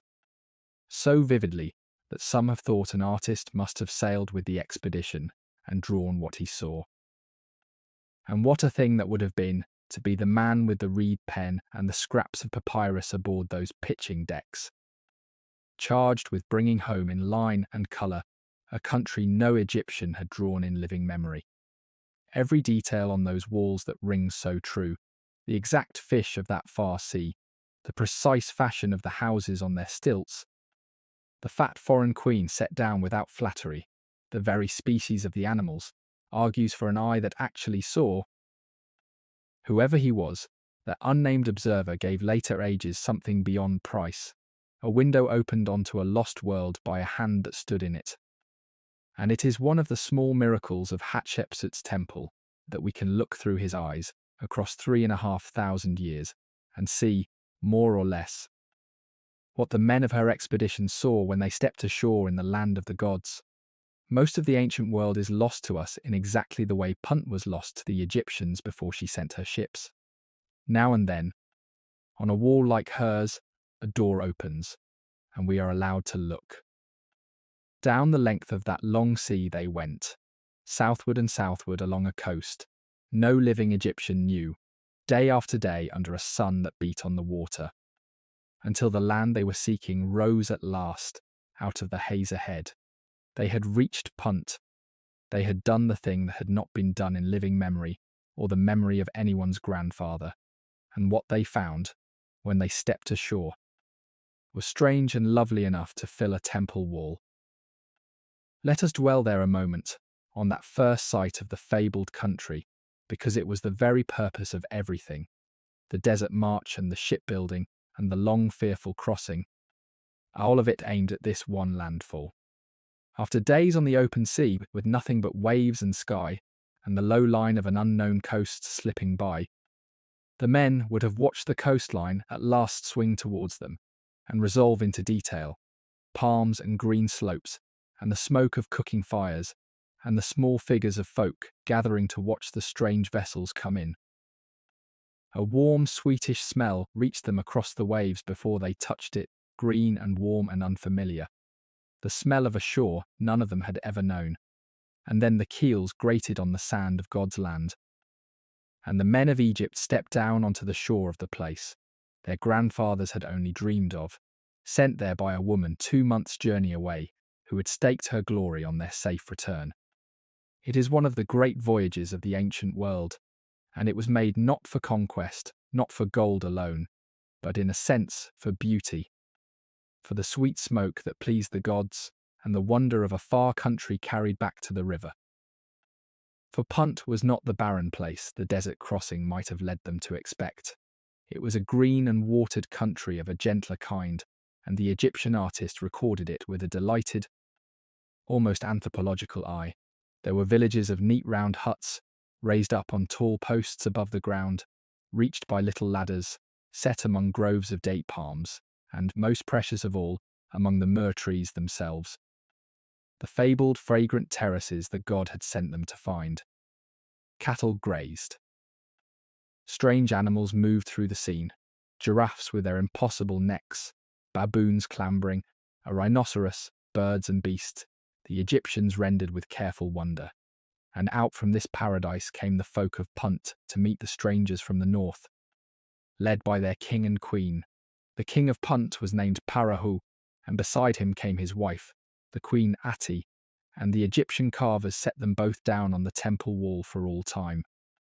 The queen in particular, they drew exactly as they saw her, a woman of very ample body, heavy and broad, so unlike the slender ideal of Egyptian art that scholars have argued ever since about what her figure meant, whether it recorded a real woman, faithfully, or spoke of some condition or custom. Whatever the truth, there she stands, 3,500 years on, a foreign queen preserved by the artists of another queen far away. The two of them linked forever across an ocean by a single expedition. And there is something quietly wonderful in that meeting by the water, two peoples encountering one another across the whole width of the known world, neither quite what the other expected. To the inhabitants of Punt, these northerners must have seemed as strange as Punt seemed to them. Their pale linen, their shaved priests, their gifts, the great statue of a distant queen they set up on the sand. To the Egyptians, everything was marvel. The round houses on their tall stilts reached by ladders, the cattle with their strange markings, the myrrh trees standing in their terraces, the animals, the very look and dress of the inhabitants. And it was, so far as the record tells us, a peaceful meeting, an exchange rather than a conquest, gifts given and received in cautious friendship. Of all the scenes Hatshepsut had carved upon her walls, this may be the most appealing to us now. Precisely because there is no violence in it, only wonder and trade and the meeting of far apart worlds in mutual and cautious goodwill. Pharaoh and his people received the Egyptians in peace. A tent was pitched near the strand for Nexi and his officers, and there the strangers were welcomed and the exchange began. The Egyptians laid out what they had brought: bread and beer and wine and meat and fruit and all the goods of the Nile, offered to the lords of Punt as gifts and as the price of trade, and in return the wealth of God's land was heaped up before them. And it was everything the old stories had promised. There was myrrh in vast quantity, mounded up in fragrant heaps, and frankincense, the resins whose smoke the gods of Egypt loved. There was gold, and the pale gold silver they called electrum, and ebony, that dark heavy wood, and elephant's ivory, and the skins of leopards, and eye paint, and precious things without number. There were live animals to carry back, baboons that would climb the rigging on the voyage back, and long-legged creatures of the south, and dogs, and cattle. The men loaded it all into the ships until the vessels rode low and heavy in the water, freighted, as the inscription proudly says, with the marvels of Punt. But the greatest marvel of all, and the one Hatshepsut prized above the gold, was something living and rooted. The loading itself must have been a long and careful business, the small boats going back and forth between the shore and the anchored fleet, the heaps of fragrant resin carried down and stowed, the sacks of gold, the dark billets of ebony, the great curved tusks, the bundled leopard skins, the cages and tethers of the living animals who would have to be fed and tended all the long way back. Baboons clung and chattered in the rigging. Cattle were coaxed aboard. Everything had to be balanced and secured against the roll of the open sea, and everything had to last the weeks of the return, and over it all stood the officers with their scribes, counting, always counting, for none of this belonged to them. It belonged to the god and to the monarch, and every last measure of myrrh would be weighed again when they reached home and reckoned against the record.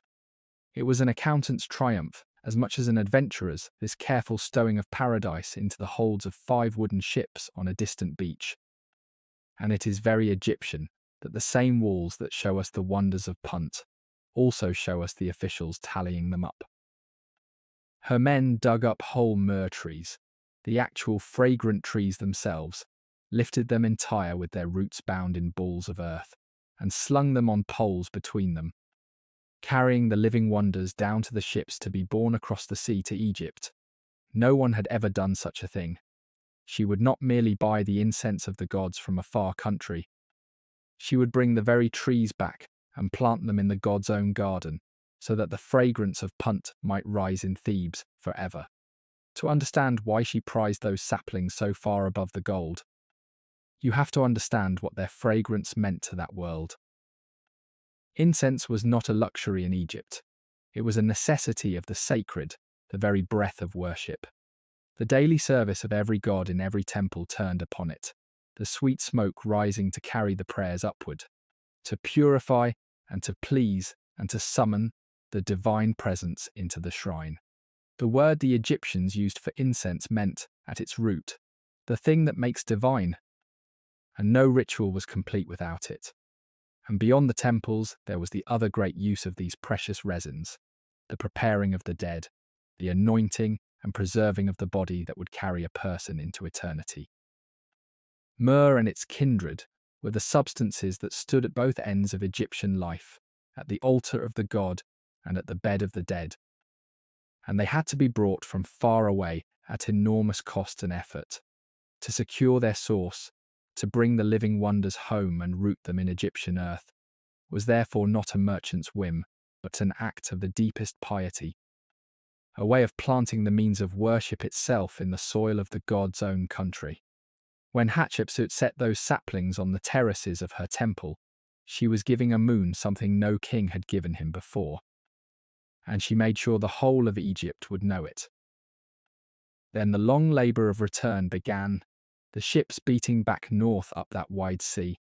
The desert crossed again the other way. The treasures and the saplings and the animals carried down at last to the Nile and loaded onto river craft for the journey upriver to Thebes. And what a return it must have been!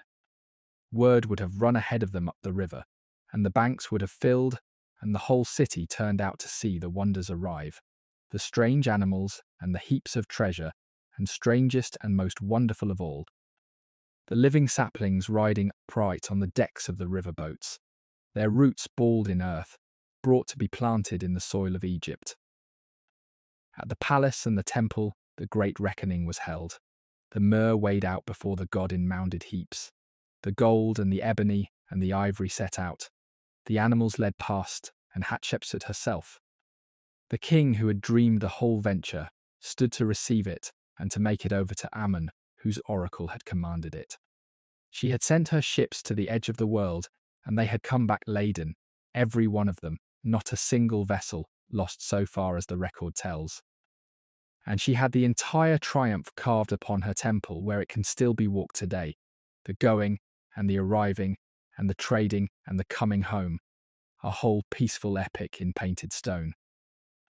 No king before her had brought Punt back so completely, and none would be remembered for it as she is. And Hatshepsut had the living myrrh saplings carried up the terraces of the temple she was raising against the western cliffs, and there, in the forecourts of Djeser, they were planted in pits cut into the rock, and filled with good earth, taking root in the soil of Egypt, tended as the plants of the god. The dry stumps of some of them, it is said, can be traced there still. It was, in its way, the perfect achievement for the kind of king she had chosen to be. A warrior pharaoh boasted of the necks he had broken. Hatshepsut boasted of a peaceful voyage to the edge of the world, and of living wonders brought back alive. She had reopened a route lost for centuries, filled the treasuries of the god with fragrant wealth, and given Egypt a story of wonder rather than slaughter, and she had it all carved in exquisite and loving detail along an entire colonnade of her temple. One of the most beautiful and famous series of pictures to survive from the ancient world. In those reliefs, the god Amun himself is made to speak of Punt as a glorious region of God's land, his own place of delight, and the goddess Hathor is honoured as its lady, so that the venture is folded back into the divine story of Hatshepsut's kingship. She had said, in effect, to all the bearded conquering kings before and after her, "You brought home captives, and I brought home paradise." And of all the arguments she ever made that she deserved to wear the crown, the walls of Punt may have been the most persuasive of all, because they did not argue at all. They simply showed a country made richer and more wondrous under the rule of a woman, and let the wonder speak. But the voyage to Punt, for all its fame, was only one of the ways in which Hatshepsut set out to fill Egypt with proofs of her reign. She was, above everything else that she was, a builder, and it is to the stone she raised that we must turn next. To the great needles of granite she dragged from the deep south, and the terraced temple that remains, to this day, one of the most beautiful buildings human beings have ever made. Before the trees of Punt, though, and before the temple that would hold them, there was the matter of the wealth that paid for all of it, the treasure that came up out of the lands to the south, and it is there, to the far reaches of her peaceful empire, that we turn first. None of it was free. The temples of pale stone, the needles of granite, the fleet that sailed to Punt, the myrrh weighed out in fragrant heaps before the god, the thousands of craftsmen and scribes and priests and labourers who served the crown, all of it rested upon wealth, and the wealth of Egypt came, in no small part, up the river from the south. So let us follow the gold for a while, back to where it was torn out of the earth, because to understand how a peaceful queen could fill her country with monuments, you have to understand the river of treasure that flowed towards her throne. Upstream of Egypt, beyond the cataracts where the river broke into rapids over black rock, lay the long country the Egyptians called Cush, and which we call Nubia. It was a hard, hot, golden land, and it had been the object of Egyptian hunger for 1,000 years, for one simple reason. Nubia was where the gold was. The very word the Egyptians used for that country and the word they used for gold were bound together in their minds, so that to say Cush was almost to say the shining metal itself. In the deserts on either side of the Nubian Nile, and in the eastern hills, lay veins of the metal that Egyptian expeditions had been working since the days of the pyramid builders, crushing the quartz, washing the dust, gathering the precious grains. And the pharaohs of Hatshepsut's dynasty held that whole region in an iron grip. A viceroy governed it in the king's name, the king's son of Cush, as he was titled. And from his province there came north, year upon year, a flood of tribute that made Egypt the envy of every nation in the known world.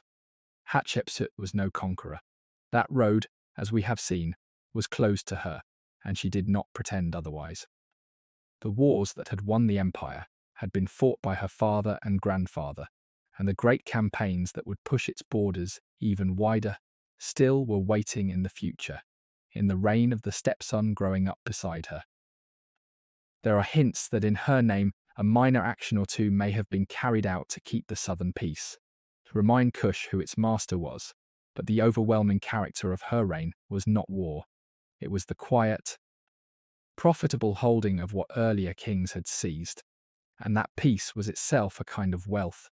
For a realm not bleeding its treasure and its young men into constant campaigns is a realm that can build and trade and grow fat and splendid. Under Matkare, the machinery of empire simply ran, and the gold came in.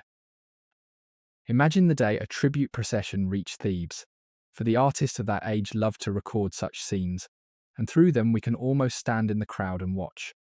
Up from Cush they come, the envoys and the bearers, a long line winding towards the palace and the temple, and the things they carry are the raw stuff of legend. There are rings and bags of gold, heavy and dully gleaming. There are the great curved tusks of elephants, ivory borne on men's shoulders. There is ebony, that black and heavy wood the carpenters prized, and the tawny spotted skins of leopards, and ostrich feathers and ostrich eggs, and green stone and rare woods and aromatic gums. There are living animals too, led or carried. The strange beasts of the far interior that always drew a crowd, tall giraffes and long-tailed monkeys and hunting dogs and cattle with sweeping horns. And there are people, men and women brought north from Nubia to serve in the households and the temples and the estates of Egypt, for this was a world built upon bondage as much as upon gold. And no honest account of its splendour can leave that out. All of it flowed towards the throne and towards the god, and a great share of it was made over to Ammon, so that the temple of Karnak grew ever richer, its granaries fuller, its treasuries deeper, its estates spreading further across the land, until the god of Thebes was the wealthiest power in Egypt after the crown that fed him. It is worth pausing, though, over the true source of all that shining wealth, because it was not conjured out of the air, somewhere far upriver. In the baking hills of Nubia and the eastern desert, men were dying to make it. The gold came out of the earth by the hardest labour the ancient world knew, gangs of workers driven into the hot dark of the mines to hack at the quartz by the light of little lamps, and others crushing the broken stone to powder between grinding stones, and others still washing the powder over sloping tables with precious water so that the heavy grains might settle out while the dust ran away. Much of that work was done by the condemned and the captured prisoners and the enslaved. Worked in conditions that later writers describe with horror, in a heat and a thirst and an exhaustion that used people up and threw them away. This is the shadow beneath the shining splendor of Hatshepsut's Egypt, and it would be false to the truth of that world to leave it in the dark. The obelisks that blazed at Karnak, the collars of gold across a queen's shoulders, the gilded bark of the god, all of it was bought, in the end, with the sweat and the lives of people whose names were never carved anywhere, and who have no temple and no tomb and no memory except this, that the beauty they never shared in has outlasted them by 3,500 years. This was the engine beneath everything. When we marvel, as we are about to, at the towering stones Hatshepsut raised and the shining temple she built, we should remember the golden river out of Nubia that paid for it, and the labour, free and unfree, that made it move. She did not win her wealth with the sword. She inherited an empire in good order, and she kept it so. And she turned its treasure not into further conquest, but into beauty and into monuments to the god and to herself. It was, in the reckoning of that age, a wise and a glorious use of a fortune. And the most spectacular use she made of it stood, gleaming, at the heart of Karnak, where she set up a pair of stones so tall that men coming to the temple could see their gilded tips blazing above the pylons from far out across the fields. For Hatshepsut was seized, as many great rulers have been, by a passion for raising obelisks, those tall tapering needles of stone that the Egyptians loved above almost every other monument. An obelisk was a thing of the sun.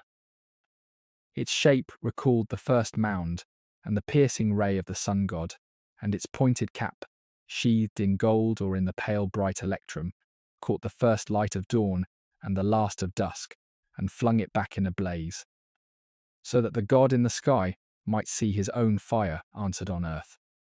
To raise a single obelisk was a feat. To raise a matched pair, the tallest yet made, was a boast in stone that would outlast every spoken word. And Hatshepsut set out to make that boast twice over. The stone she wanted lay far upriver, at Aswan, where the red granite of Egypt broke the surface of the earth in great hard outcrops beside the river.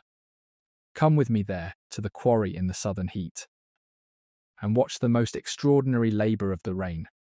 The workmen have chosen a flawless run of the pink and grey granite, a single unbroken length, longer than the tallest tree, and they mean to free it whole from the living rock. For an obelisk is carved from one piece, or it is nothing. There are no iron tools that will bite this stone.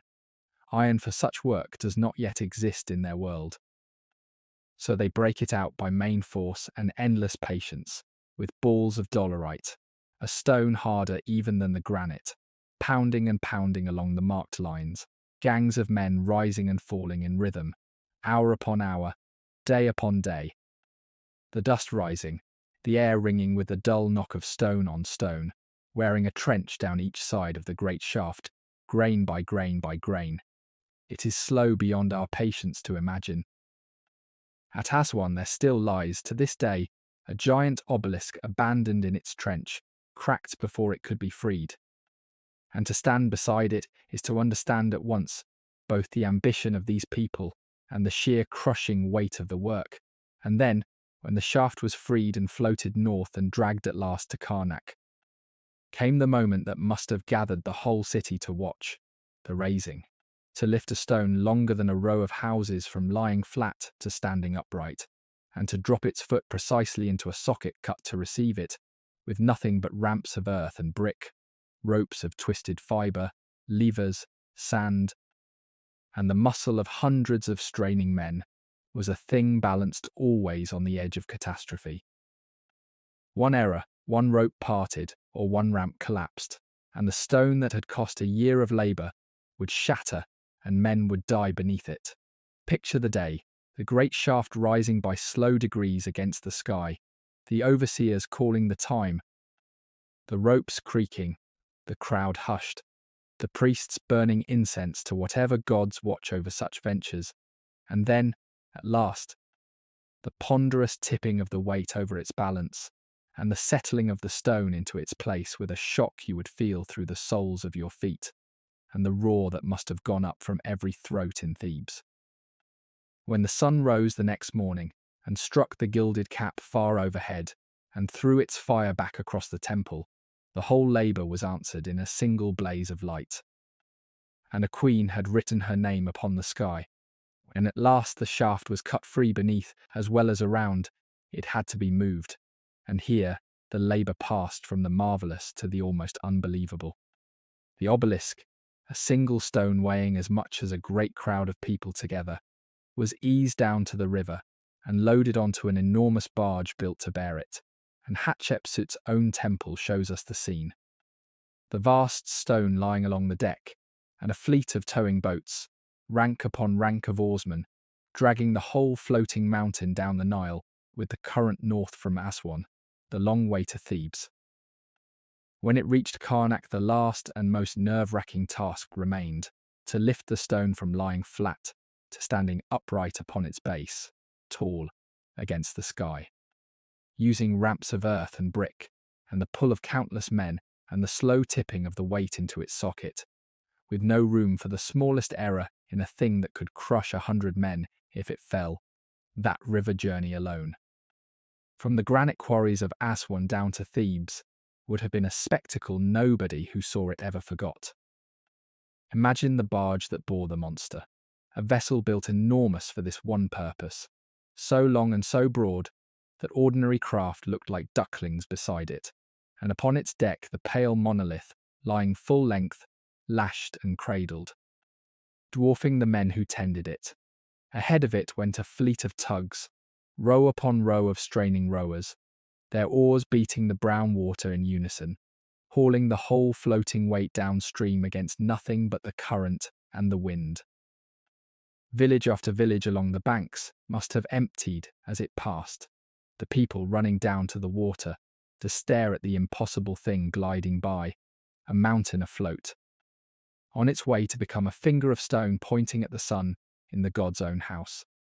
For days the strange procession moved north, past the fields and the palm groves and the mud-brick towns, until the temples of Thebes rose at last on the eastern bank, and the great burden came home to Karnak, where the hardest labour of all was still to come. And Hatshepsut, who paid for it all and took the glory of it all, made a claim about the whole enterprise that still takes the breath away, from the cutting of the stone in the quarry to the standing of the finished pair at Karnak. Gilded and inscribed, she declared the work had taken 7 months. 7 months for 2 of the largest single stones ever raised by human hands. One of that pair still stands at Karnak today, close on 100 feet of pink granite reaching into the Egyptian sky, the tallest ancient obelisk still standing anywhere in the land. And its inscriptions still tell whoever will read them that Matkare made it for her father Amun, and that its tip was once sheathed in so much bright electrum that it lit the 2 lands when the sun rose upon it. Stand at its foot and tip your head back and follow that impossible shaft up and up until it seems to lean against the moving clouds, and you are looking at the boast of a woman who could not lead an army, made in the hardest and most permanent stuff her world possessed. She could not carve her name in conquered cities, so she carved it in the sky. There is something fitting in her love of these particular monuments when you think about it. An obelisk is the most vertical of all human structures, a single line drawn straight up from the earth towards the sun, aspiring, reaching, refusing to lie down. And there could hardly be a truer emblem for the woman who made it than that. She had risen where rising was forbidden, climbed where the way was barred, lifted herself against the whole weight of custom and expectation into a place no woman had stood. And here, in these soaring shafts of stone tipped with fire, she left the shape of that ascent written across the sky of Thebes for anyone to read. When the sun rose each morning and lit their golden caps, her name blazed out above the temple, above the crowds, above the ordinary run of things. Exactly as she had lifted herself above all of it in life. She could not have said it plainer if she had tried. Look up, the obelisks say, to this day, look how high she reached. Yet the obelisks, for all their height, stood within another's house. Karnak was the temple of Amun, added to by king after king, and Hatshepsut's stones and shrines there were her gifts to the god, not her own monument. She gave him a jewel of a building among the rest, a small, exquisite shrine of fine red quartzite and dark granite to shelter the sacred boat in which his image travelled. A chapel whose polished coloured stone glowed when the light fell on it. Nor was that her only mark upon the great temple. Across the years of her reign, she reshaped and enlarged the house of Ammon with the confidence of a ruler who meant to leave it grander than she found it, remodelling the hall her father had raised, setting up her shrines and her gateways, threading her name and her deeds through the growing maze of courts and colonnades that generations of kings had piled up around the god. To build at Karnak was to join a conversation in stone that had been going on for centuries and would go on for centuries more, each pharaoh adding his voice, and Hatshepsut added hers boldly and beautifully, so that a worshipper moving through the temple passed again and again the marks of the female king, her figures, her offerings, her towering pair of needles, blazing above the rooftops. She was writing herself into the most sacred and most permanent place in Egypt, binding her memory to the gods so tightly that, she must have believed, no power on earth could ever prise the two of them apart. In that belief, as we shall see, she was to be proved terribly wrong, and yet not wholly wrong, for enough of her survived at Karnak and across the river that we are speaking her name here tonight. And it was from Karnak, out of the god's own house, that the greatest spectacle of the Theban year set forth, a spectacle in which Hatshepsut's temples across the river played the central part, and which is worth our lingering over, because to watch it is to feel the beating religious heart of her whole world. Once a year, when the season turned, Thebes kept the festival the Egyptians called the Beautiful Festival of the Valley. And on that day, the god came out to visit the dead. Picture the mourning of it. All Thebes has gathered along the river and the processional ways, in their thousands, in their best linen, garlands of flowers about their necks. For this is a day both solemn and joyful, a day when the living and the dead draw close. From the depths of Karnak the priests bring out the god. His image rides in a sacred bark, a gilded ceremonial boat heavy with gold and precious stones, and it is lifted onto the shoulders of ranks of shaven, white-robed priests who carry it forward, swaying gently on their poles, hidden within its shrine. The most sacred and secret thing in Egypt, moving through the open day. Incense pours up in clouds before it. Women shake the sistrum, that holy rattle whose bright jingling was thought to please the gods. And the sound of it runs through the crowd like a shiver of silver. Singers and dancers go before the god. And the whole shining procession makes its way down to the Nile, where the god's bark is set upon a real riverboat, gilded and garlanded. And Ammon is ferried across the water from the eastern bank of the living to the western bank of the dead, while the people follow in a flotilla of craft, and the far shore fills with the waiting crowd. On the western side, the god goes up in procession to visit the mortuary temples of the kings, the houses built to keep their memory and their offerings alive forever, and chief among the temples he came to honour. Rising in its terraces against the golden cliff was the masterpiece Hatshepsut had raised for exactly this purpose.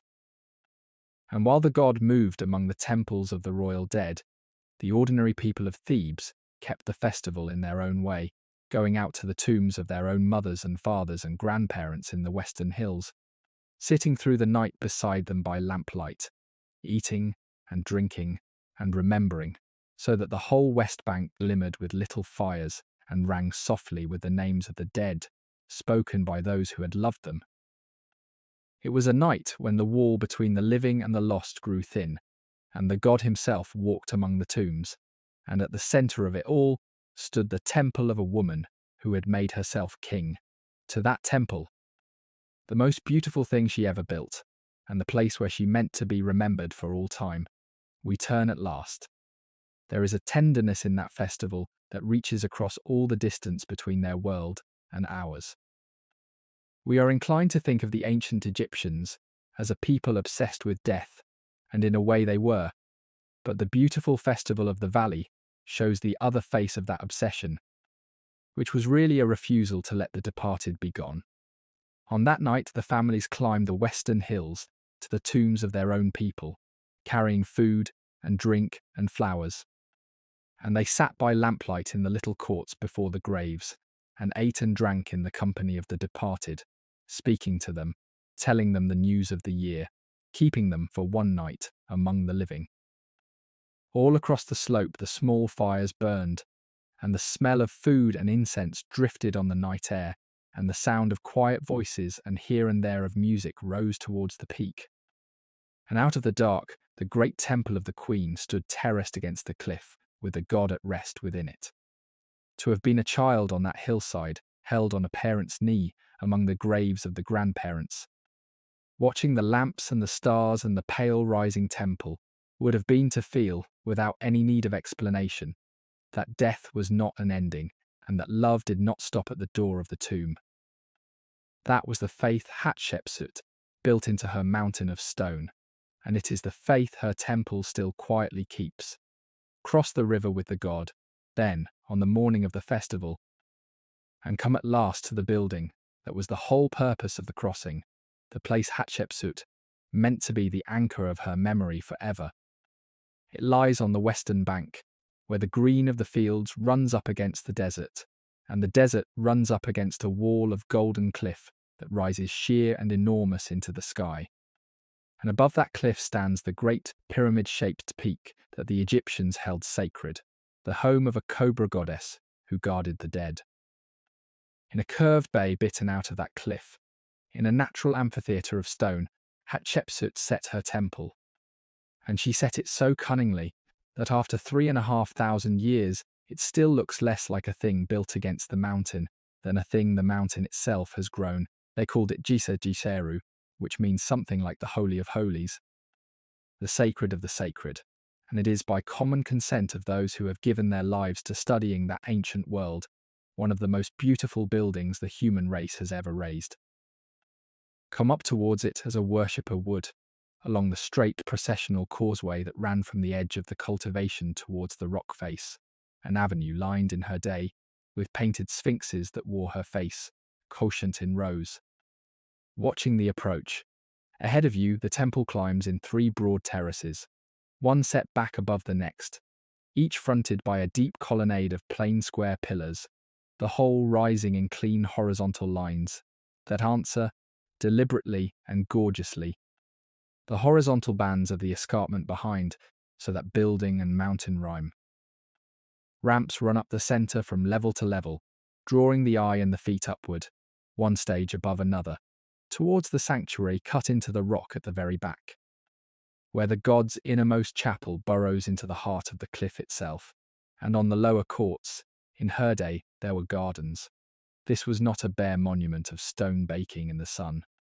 Before the colonnades lay planted courts, and set into the ground were the pits we spoke of, filled with good black earth, in which grew the living myrrh trees carried all the way from Punt, their fragrance drifting across the forecourts, and since growing where it would be burned, so that the goddess Hathor, lady of that far country, and honoured here in her own chapel, might find her plants at home.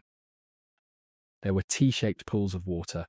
There were the tall figures of the Pharaoh herself, carved as the god Osiris, standing in rows along the pillars, rapt and still and watching. Dozens of stone Hatshepsuts, gazing out forever over the valley of her city. And along the sheltered walls of the colonnades, painted in fresh clear colours, ran the great picture stories of her reign that we have already walked through. The voyage to Punt with its ships and its fat foreign queen and its wonders. The divine birth with the god bending to the sleeping queen. The towing of the obelisks down the river. All of it set out where the crowds who came at the festival could see and marvel and carry the story of Maekare home with them. It was built, most likely, under the eye of Senenmut, the low-born genius who oversaw her works, and it stands as the summit of everything he and she made together. It was raised, remember, 1,000 years before the Greeks laid the first stone of the Parthenon. Nothing quite like its clean, tiered beauty had been built before, and few things since have equalled it. To stand on its upper terrace in the low gold light of evening, with the valley spread below and the rock wall blazing behind, and the long shadows of the pillars falling across the stone, is to stand inside the mind of a ruler who wanted, more than anything, to be remembered as glorious, and who very nearly got her wish. Walk up into it as the faithful did, and feel how it was made to be moved through. You climb the first broad ramp out of the glare of the forecourt, and pass beneath the shade of a colonnade, and the heat drops away, and the light goes cool and dim between the square pillars, and there on the wall beside you, painted in fresh clear colour, the ships are sailing to Punt, and the god is bending to the sleeping queen. You climb again, and again the ramp lifts you towards the cliff, and the valley falls further away below, and the river shows as a bright thread among the green, and the great pyramid peak looms nearer overhead, until at the topmost court you pass into the deep shade of the sanctuary itself, cut back into the raw rock, where the air is cool and still, and smells of stone and old incense, and the god waits in his darkness at the heart of the mountain. Everything about the building draws you upward and inward, from the bright wide world below to the hushed holy dark above, from the many to the one, and it does it so gently that you hardly notice you are being led. That is the genius of it. It is not a pile of stone that overawes you with its bulk. It is a path made solid, a prayer you climb. And even now, worn and part ruined and thronged with visitors, it works on everyone who walks it exactly as it was meant to, and it was placed with the same care that shaped it. The whole building was set to face the temple of the god across the river, so that on the day of the great festival, the god's bark could travel in a straight, unbroken line from the house of Amun, at the heart of the eastern bank, to this shining terraced shrine against the western cliff, the god crossing the water to be received in the temple of his daughter. Above it loomed the peak, the Egyptians held holy, a natural pyramid of rock crowning the whole scene, so that the works of human hands and the work of the gods stood in one composition, the made and the given answering each other. Nothing about the place was accidental. Every line of it, from the orientation to the terraces to the deep sanctuary bored into the rock, was calculated to fold this one woman's memory into the oldest and deepest rhythms of Egyptian faith: the crossing of the god, the holy mountain, the meeting of the living and the dead. She did not merely build a beautiful thing. She built herself a permanent place inside the holy machinery of her country, and though her enemies later did their worst, they could not unmake the mountain, or the river, or the path of the god across it, and so they could not entirely unmake her either. But she did not live only among stone and ceremony, and it is worth turning aside from the monuments to imagine the daily round of her life, the ordinary hours of a most extraordinary woman, because behind the crowned king with the false beard, there was always a living person, waking each morning into a particular world. Come inside the palace then, on an unremarkable day. The royal residence was not made of the eternal stone she gave the gods. Palaces were for the living, and they were built in mud brick and plaster and wood, cool and bright and endlessly renewed, so that almost nothing of them survives. But we know their shape. Picture wide, low halls with painted columns like bundles of papyrus, floors and walls washed with scenes of ponds and reeds and flying birds, high small windows to let the heat escape, courtyards open to the sky, gardens with rectangular pools where lotus floated and fish hung in the green water and ducks came down. The whole place scented with flowers that were forever being gathered and set about the rooms. Here the king rose. And even a female king began her day much as her forefathers had, for kingship was a role played by the body as much as the mind. There would be the washing and the anointing, the skin rubbed with perfumed oils against the dry air, the eyes painted along their rims with the dark green and black of ground minerals, both to please the eye and to guard against the glare and the flies. There were the fine pleated linens, so sheer and white that weaving them was an art in itself, and the broad collars of gold and coloured stone laid across the shoulders, carnelian, the color of dried blood, and turquoise, the color of shallow water, and deep blue lapis, carried from mountains half a world away, and bracelets and rings, and the heavy formal wig, elaborately plaited, that both king and courtiers wore over their own cropped hair. In the women's apartments of the household, among the ladies and attendants, and the children being raised there, the air was busy with the small industries of luxury, the grinding of cosmetics, the mixing of unguents, the stringing of beads, the making of music on harp and lute and reed pipe, the shaking of the sistrum, the low talk and laughter of women at their work. The care of beauty was itself a serious art in that world, and a whole quiet economy of skill served it. There were the dressers of wigs, who plaited and curled and scented the elaborate headpieces of human hair that both women and men wore over their own, setting them with beeswax and hanging them with beads and rings of gold. There were the makers of perfume, who steeped flowers and resins and precious oils into the unguents that were smoothed onto the skin against the dryness of the air, and the cones of scented fat that were set upon the head at feasts, to melt slowly through the evening and release their fragrance. There were mirrors of polished bronze, round as the sun, and held by handles carved in the shapes of girls or goddesses, in which a face could be studied by lamplight. There were pots of green and grey and black for the eyes, and red for the lips and cheeks, and henna for the hands and feet, and boxes of ivory and wood to keep it all in, carved and inlaid and treasured.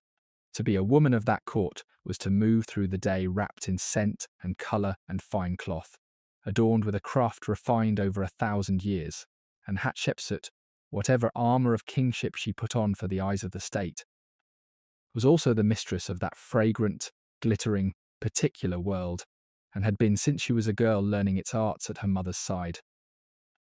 There would be honey cakes and figs and dates, roast fowl and good bread, wine from the vineyards of the north and the thick sweet beer that everyone from the ruler to the field hand drank from dawn to dusk.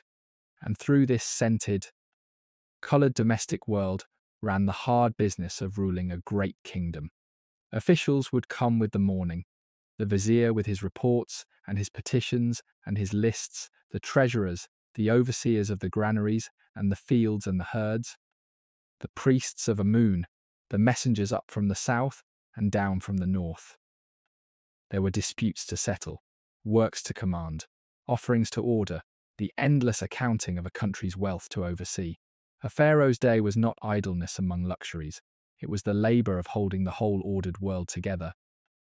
The very labour Hatshepsut had reached out and taken for herself, and by every sign we have, she carried it well for the better part of a lifetime. She was, in the same hours, the anointed king before whom men bowed to the ground, and a woman rising in her painted rooms among the women of her house, and there is no reason to think she found the two things hard to be at once. She had, after all, spent her whole life being both, and in the cool of the evening, when the heavy work of the day was done, the palace softened into its gentler self.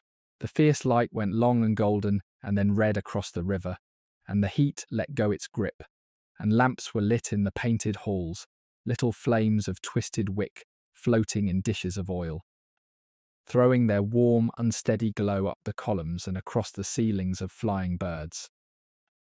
In the garden the pool lay black and still, and held the first stars, and the scent of the night flowers came out, as the day's heat faded, and somewhere a harp was playing, and there was wine and quiet talk, and the sound of the water. This too was the life of the king who had made herself a monarch, not only the crown and the council and the carved eternity of the temples, but the ordinary sweetness of an evening in a beautiful house at the heart of a peaceful country, the flowers and the lamplight, and the music and the falling dark, the same small human comforts that gather at the end of any day, in any age, when the work is set down and the night comes on. She had reached for something no woman had ever reached for, and she had held it for the better part of a lifetime. And in the evenings, we may hope, she also simply rested, as you are resting now. The years of her reign, taken together, were good years for Egypt. And this is not a small thing to be able to say of any ruler. For something like 2 decades, the country prospered under her hand. The river rose and fell in its faithful rhythm, and the harvest came in. The granary stayed full, and the peace she kept meant that the wealth of the land was spent on temples and trade and beauty, rather than poured out in war. She turned her attention too to healing older wounds.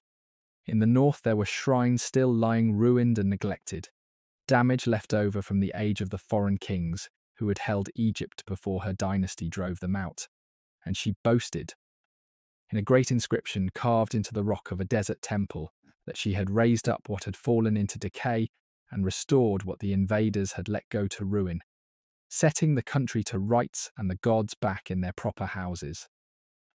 Whether or not the boast was as complete as she made it sound, it tells us how she wished to be seen, not as an usurper who had taken something, but as a restorer who had put things back as they should be. A keeper of that sacred order, Ma'at, whose name she had woven into her own. What that prosperity meant for the ordinary Egyptian was simply that the great rhythm of the year turned on without interruption. And there is a deep contentment in that which is easy for us to overlook. Everything in that country hung upon the flood. Each summer, fed by rains far to the south that no Egyptian ever saw, the river swelled and rose and spilled over its banks, drowning the fields under a sheet of muddy water.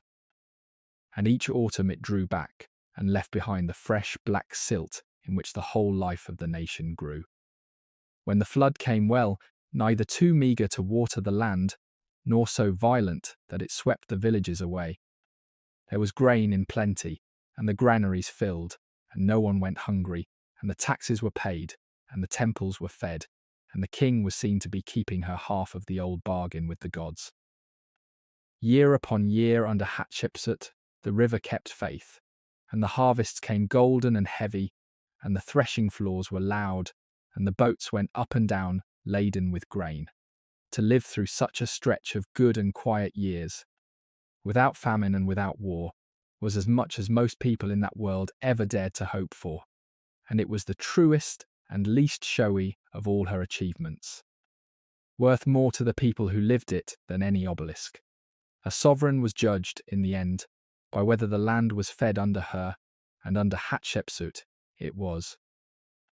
And in the middle years of her reign, she celebrated the greatest ritual of renewal that Egyptian kingship possessed, the ancient festival the Egyptians called the Sed. By long custom, a king kept this jubilee to renew his failing powers, to be made young and strong again in the eyes of the gods, after many years upon the throne, and Hatshepsut, marking her own count of years in her own way, kept hers with all the splendour it deserved. Imagine the day of it. The king appears before the assembled court and priesthood, and people in the archaic regalia of the festival, and at the heart of the rites she must run a fixed ceremonial course between markers set out for the purpose. Run before the whole of Egypt to prove that the vigour of kingship is still in her body, that she can still hold the land and drive back its enemies and make the river rise. And then, renewed, she is crowned again, crowned twice over, once with the tall white crown of Upper Egypt, and once with the red crown of the north, the two halves of the country joined again upon her head, the gods reaching down once more to confirm that this woman in the double crown is the rightful king of the two lands. For the people who thronged to watch, the Jubilee was more than a court ceremony.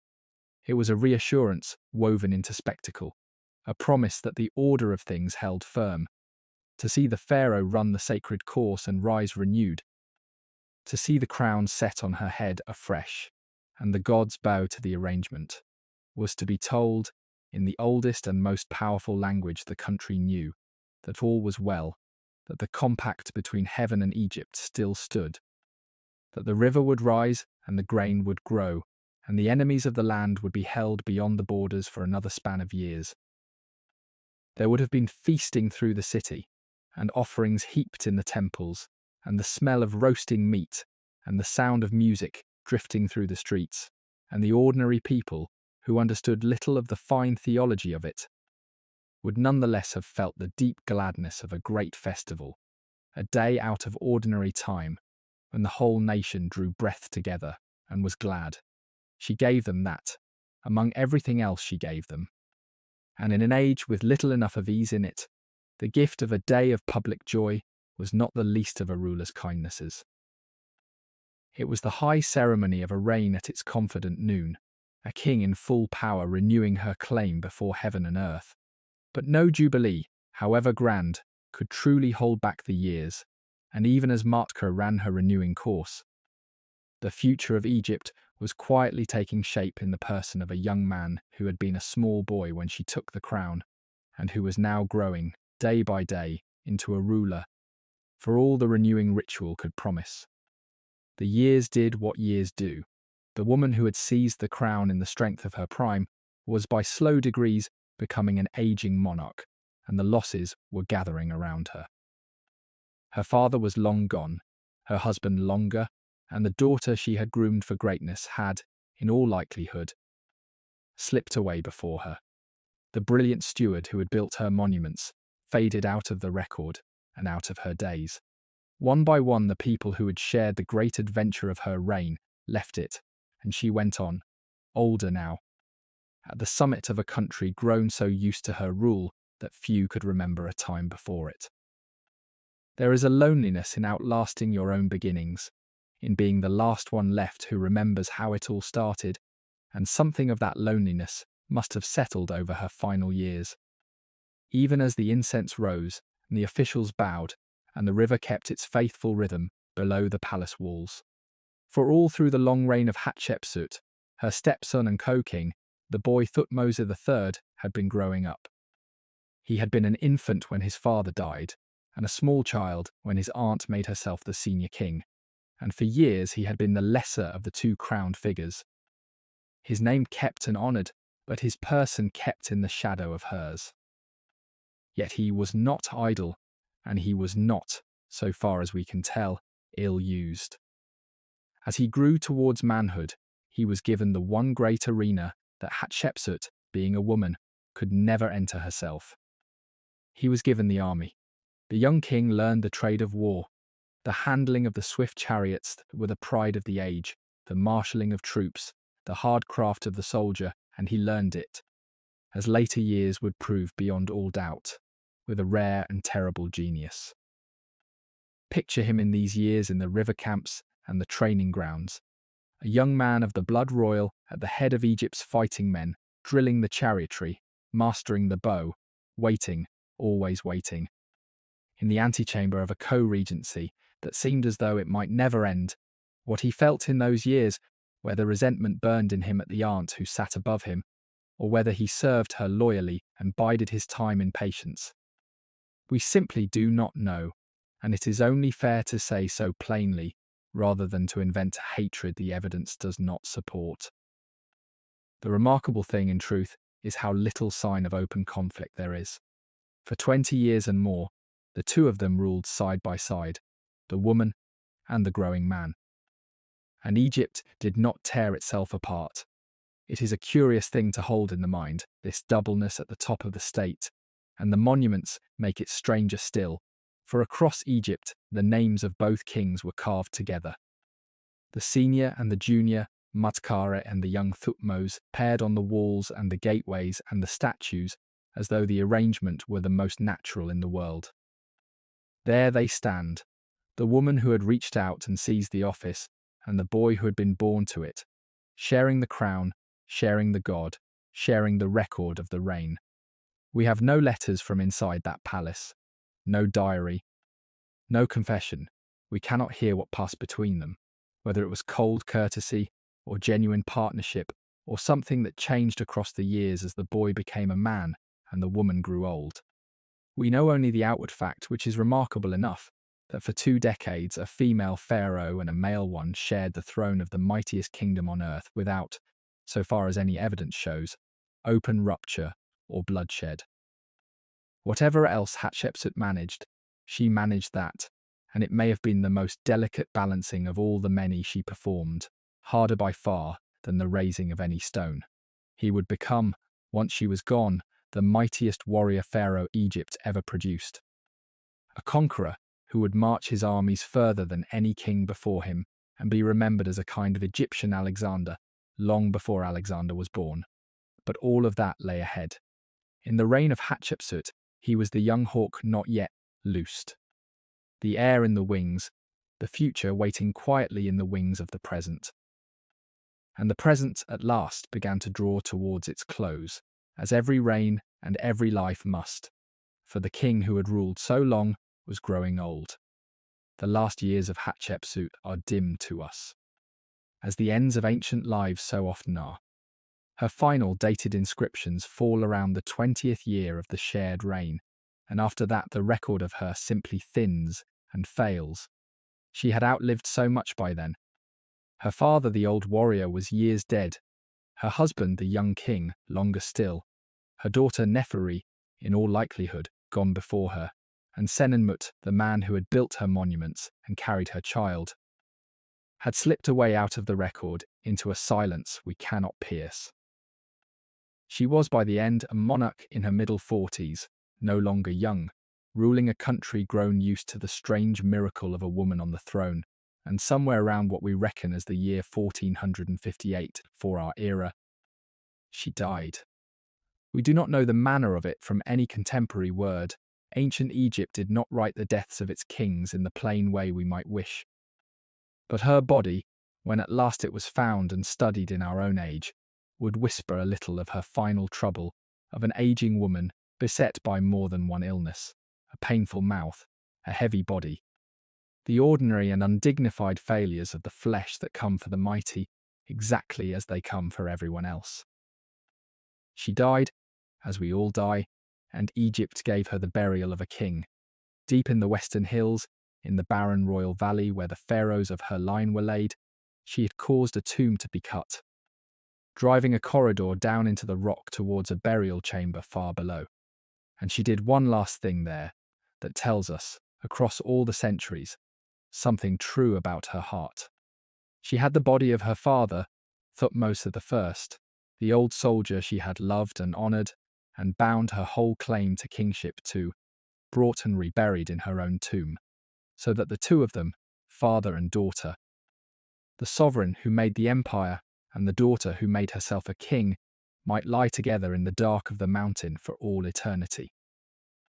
The making of that tomb had been a labour of years, and to picture it is to feel the strange Egyptian nearness of death and craft, deep in the barren valley behind the western cliffs, out of sight of the daylight world. The workmen had driven their corridor down into the rock, cutting by lamplight through the pale stone, hauling the rubble up and out basketful by basketful, plastering and painting the chambers with the sacred text that would guard and guide the pharaoh through the perils of the other world. And when at last the day came, the great funeral wound its way across the river and up into the hills, the coffins drawn on sledges, the priests in their leopard skins, the mourners, the long train of everything the king would need in eternity. The furniture and the food and the jars and the images all carried down into the earth. The rites were spoken that would open her mouth and her eyes in the world beyond. The offerings were made, and then the mourners climbed back up into the sunlight and left her there in the deep dark with her father beside her. And the tomb was closed, and the desert kept its silence over the woman who had ruled the two lands. She had done what she came to do. She had made herself a ruler, and reigned, and built, and was buried as a king among kings. And for a while, the story might have ended there, in peace. It did not. They sealed her away with the rites that were meant to carry her among the gods forever. The woman who had done the impossible thing, laid to rest as what she had made herself, a pharaoh of Egypt. And for 20 years, undisturbed, she rested. And then, long after she was past all harm or help, someone began, very deliberately, to destroy her.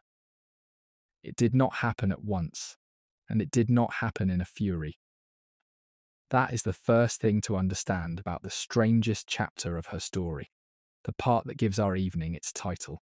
When Hatshepsut died and passed into her tomb, nothing was done against her. Her stepson, Thutmose III, at last the sole and undisputed king of Egypt, took up the reins she had held for so long, and rode out to become the greatest conqueror his country ever knew, marching his armies across the world and filling the temples with the record of his victories.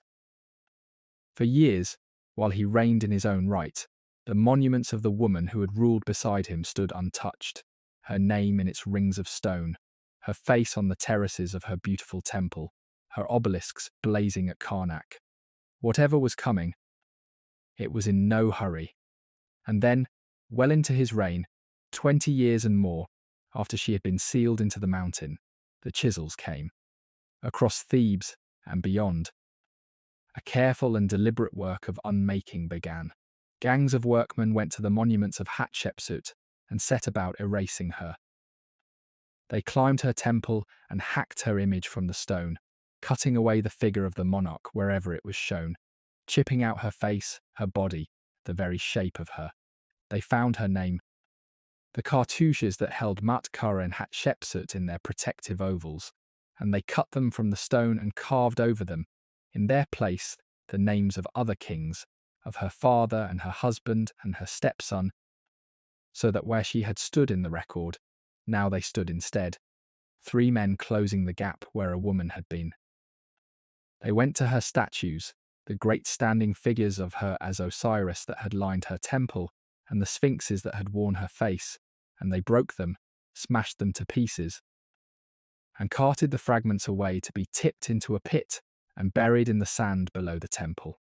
It was not vandalism, it was the opposite of vandalism.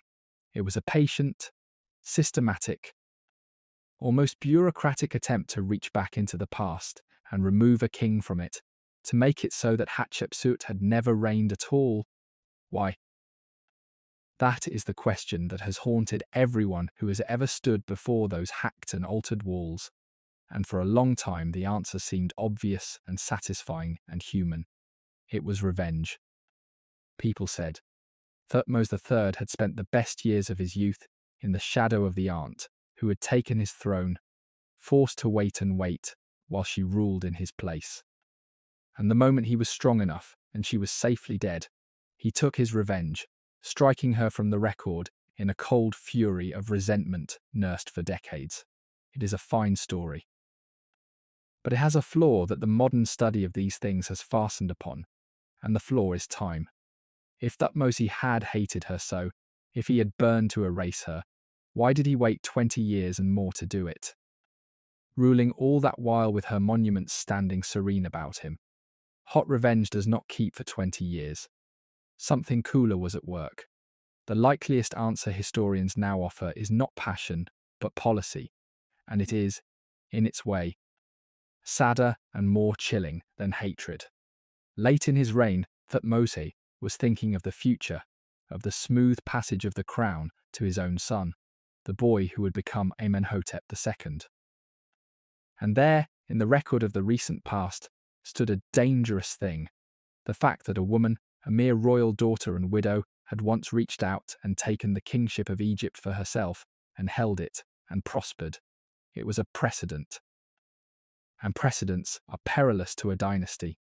Better, perhaps, to close that door, to file away the anomaly, to make the succession run cleanly from man to man to man, as though the strange interruption of Matkara had never occurred, so that no other royal woman might ever look back and think that she too might wear the crown.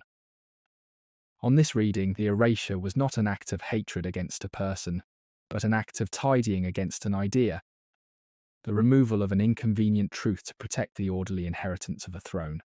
Hatshepsut was not being punished, she was simply being edited out, and yet, however cool the policy behind it, the doing of it must have been an eerie thing to witness. Picture the workmen on the terraces of her beautiful temple, the same terraces where the crowds had gathered at the festival, going along the painted walls with their chisels and their instructions, striking the face from a figure here, cutting a name out of its protective oval there, chipping patiently away at the image of a sovereign who had reigned within the memory of the older men among them. Some of those workmen, or their fathers, may have helped to build these very walls. Some may have stood on this hillside as children on the night of the festival and watched the lamps. Now they were unmaking it, stroke by careful stroke. On the orders of the reigning king, turning a pharaoh back into blank stone. There is no record of what any of them felt, whether it troubled them or was merely a job of work like any other. And perhaps that is the most chilling part of all. A person can be removed from the record of the world, not in a blaze of hatred, but quietly, methodically, by ordinary men doing as they are told, and the sun goes on rising, and the river goes on flooding. And after a while there is almost no one left who remembers that anything was there at all. And yet, and this is the mercy in it, they did not finish the job. And they could not. The men with the chisels worked hardest where the eye fell easiest, on the accessible surfaces, the reachable figures, the public faces of her reign. But her monuments were vast and many, and some of what she had made was too high, or too hidden, or too laborious to reach, and there the eraser's hands fell short. The great reliefs of the voyage to Punt, high on their colonnade, survived. The scenes of her divine birth survived. Inscriptions in out-of-the-way places, her name in spots no one troubled to climb to, the images tucked into the innermost and least visited chambers, all these came down the centuries intact. Even the smashed statues, buried in their pit below the temple, were in a sense only hidden, waiting in the sand. The attempt to erase her was thorough enough to break the memory of her for thousands of years, but not thorough enough to destroy the evidence entirely. Enough survived, scattered and battered and hidden, that one day when people learned again how to decipher it, the whole astonishing truth could be pieced back together. She was struck from the story, but not quite struck out of existence. A shadow of her remained, up on the stone, waiting. There is a strange justice in the pattern of what lived and what died under those chisels. The parts of her that were easiest to reach, the public faces at eye level, the accessible cartouches, the statues standing where anyone could take a hammer to them, these suffered most. But the things that took real effort to destroy tended to survive. And those were often the very things she had poured her heart into. The reliefs of Punt spread along their lofty colonnade, telling the proudest adventure of her reign, came down the ages almost whole. The tender panels of her divine birth endured. Her towering obelisk at Karnak was too vast to topple, and though later hands built walls to hide the lower part of it from view, that hiding preserved the inscriptions beneath, so that the very effort to conceal her kept her words safe for us to read. Again and again the destroyers reached the surface of her and stopped, and beneath that scarred surface the deeper truth lay waiting, patient as stone, for an age that would want to know it. They took her face. They could not take her whole. And in the end, it was the fragments they left, precisely because they were too much trouble to finish, that let a later world lift her name back out of the silence. But the waiting was long, longer than any of them could have dreamed. And for the better part of 3,000 years, Hatshepsut was lost. The erasure had done its immediate work. Her name did not pass into the official lists of kings that later Egyptians drew up.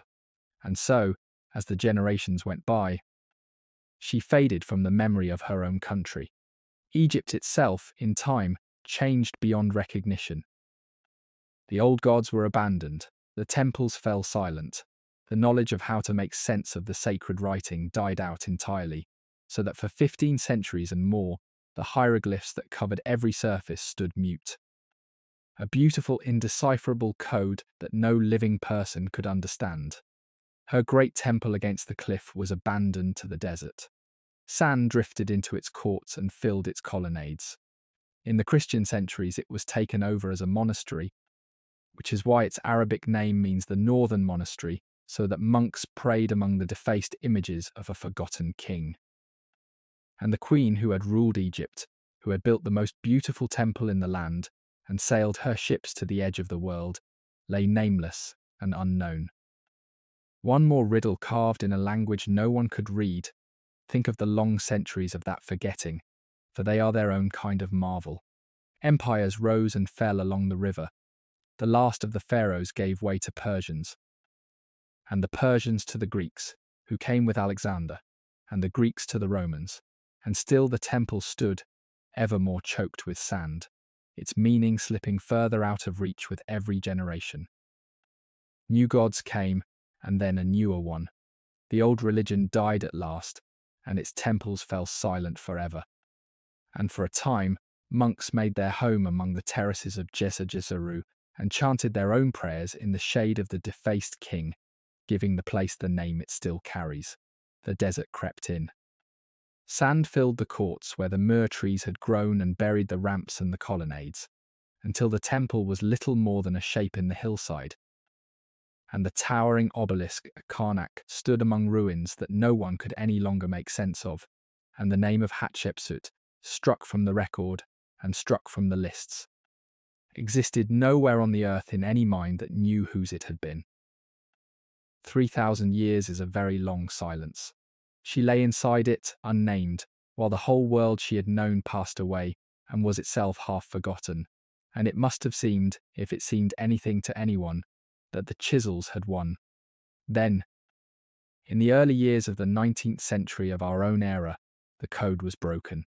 A brilliant young French scholar, poring over the trilingual inscription of a broken slab called the Rosetta Stone, at last found the key to the hieroglyphs, and gave the modern world the power to hear ancient Egypt again, to catch, after so many silent centuries, the voices in the stone. And the decipherers came to Egypt with their notebooks and their lamps, and among the inscriptions they learned to decipher were those of the sand-choked temple at Deir el-Bahri. There they met a puzzle that baffled them at first. The temple spoke, again and again, of a king, a pharaoh shown and titled in the proper kingly way, and yet the name attached to that king was a woman's name, and here and there the words that clung to the figure were the words a language keeps for a female.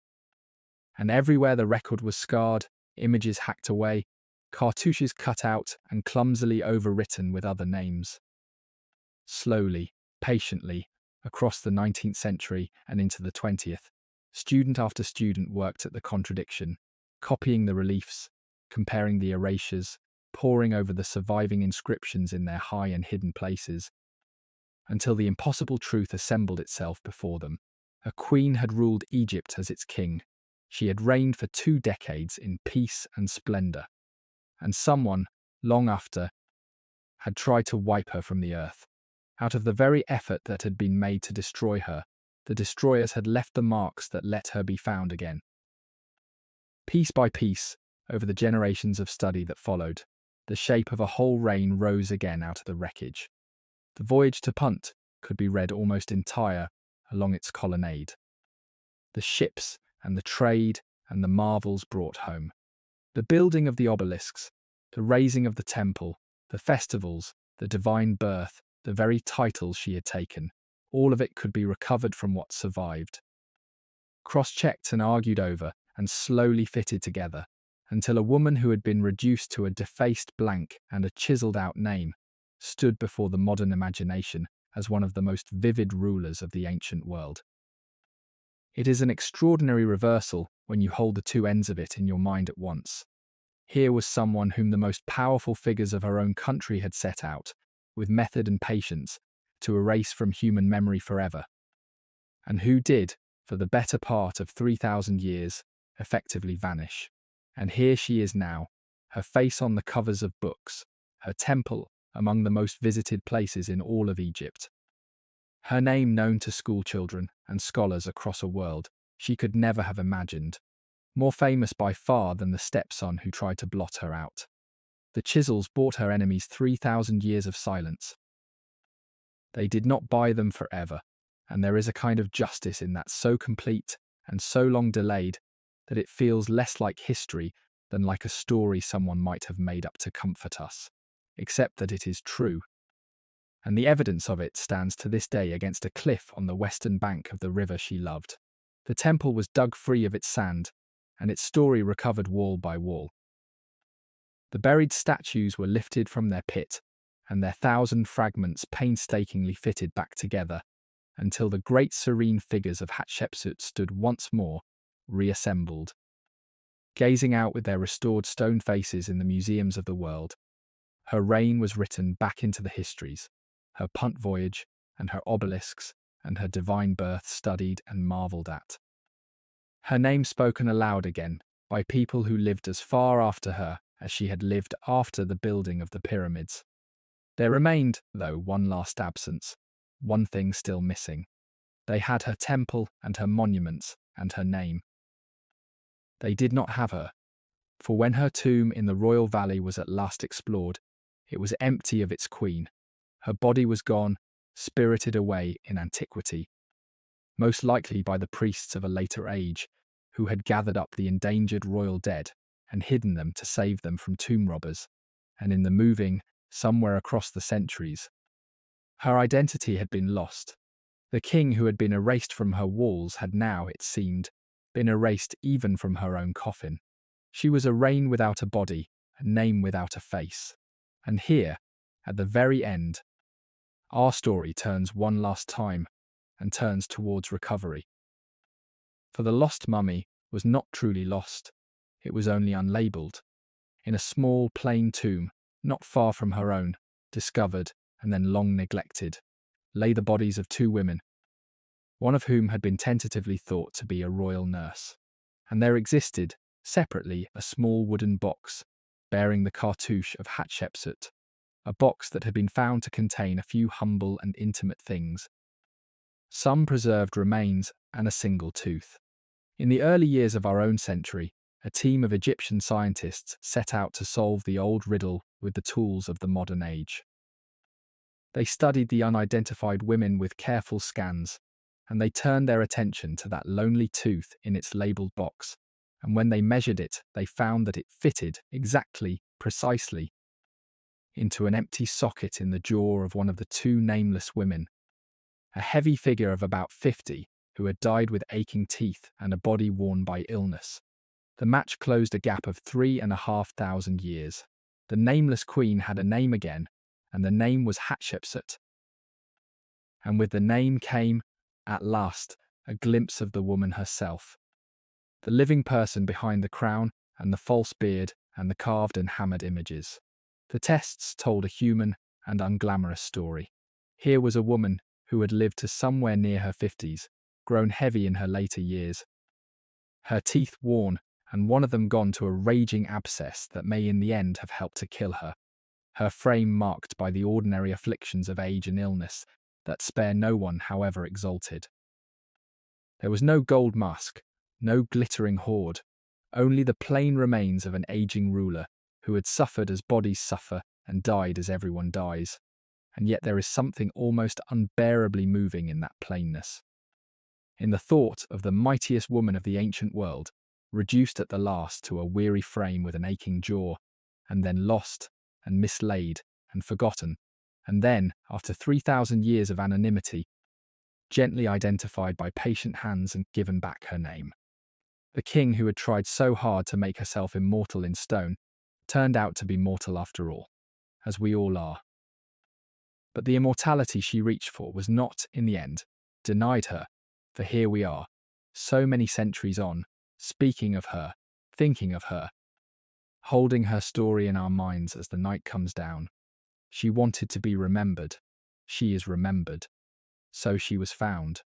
The king who had been chiselled from her monuments, edited out of the lists, lost from her own tomb, forgotten by her own people for the length of nearly all of recorded history, was known once more, her face looked upon, her name restored, her reign standing again in the full light of day. The erasure had failed. It had delayed her by 3,000 years, but it had not defeated her, because those who had tried to unmake her had, for all their patient chisels, left too much of her standing. Her temple rises yet against its golden cliff, dug out and restored, and the crowds who come to it now come precisely to see the ruler. Someone once tried so hard to make them forget. Her obelisk still points at the sky over Karnak. Her ships still sail to punt along a painted colonnade. And her strange, brave, brilliant story, the story of a daughter of Egypt, who looked at a throne that no woman was ever meant to hold, and reached out, and took it, and held it well, is told again tonight in your language, In your room, so many centuries after she closed her eyes. They tried to erase her, and here we are, still saying her name. It is worth sitting with the wonder of that for a moment, before we let the night take us. Everything was against her being remembered. The most powerful king Egypt ever produced set out deliberately to unmake her. Her name was cut from the record and left off the lists. Her body was carried away and lost. The language that told her story died on every tongue for 1500 years. Her temple sank under the sand. If ever a person was thoroughly and finally erased, it should have been this one, and yet she slipped through every net. A relief too high to reach, a name too hard to find, a tooth in a forgotten box, and across 3,500 years the truth reassembled itself and stood up and spoke. And now she is more widely known and more deeply admired than in all the centuries since she died. The chisels did their patient work, and time did its slower work on top of it, and still she is here. There is a lesson in that, though I will not press it on you as you drift towards sleep, except perhaps this gentle one, that what is true and remarkable has a way of surviving even the most determined efforts to bury it, and that a life lived boldly enough leaves marks that not even a pharaoh with an army of chisels can wholly wipe away. And that, in the end, is where I would like to leave her and leave you. Not in the pit with the broken statues, and not under the chisels, but standing whole and crowned in the evening light on the upper terrace of her temple, with the valley of her city spread out below her and the great cliff warm at her back, a woman who made herself a king and was not, in the end, forgotten. Let her rest there in your mind as you begin to let the day go. There is no more for you to do now, nothing to hold, no riddle to solve.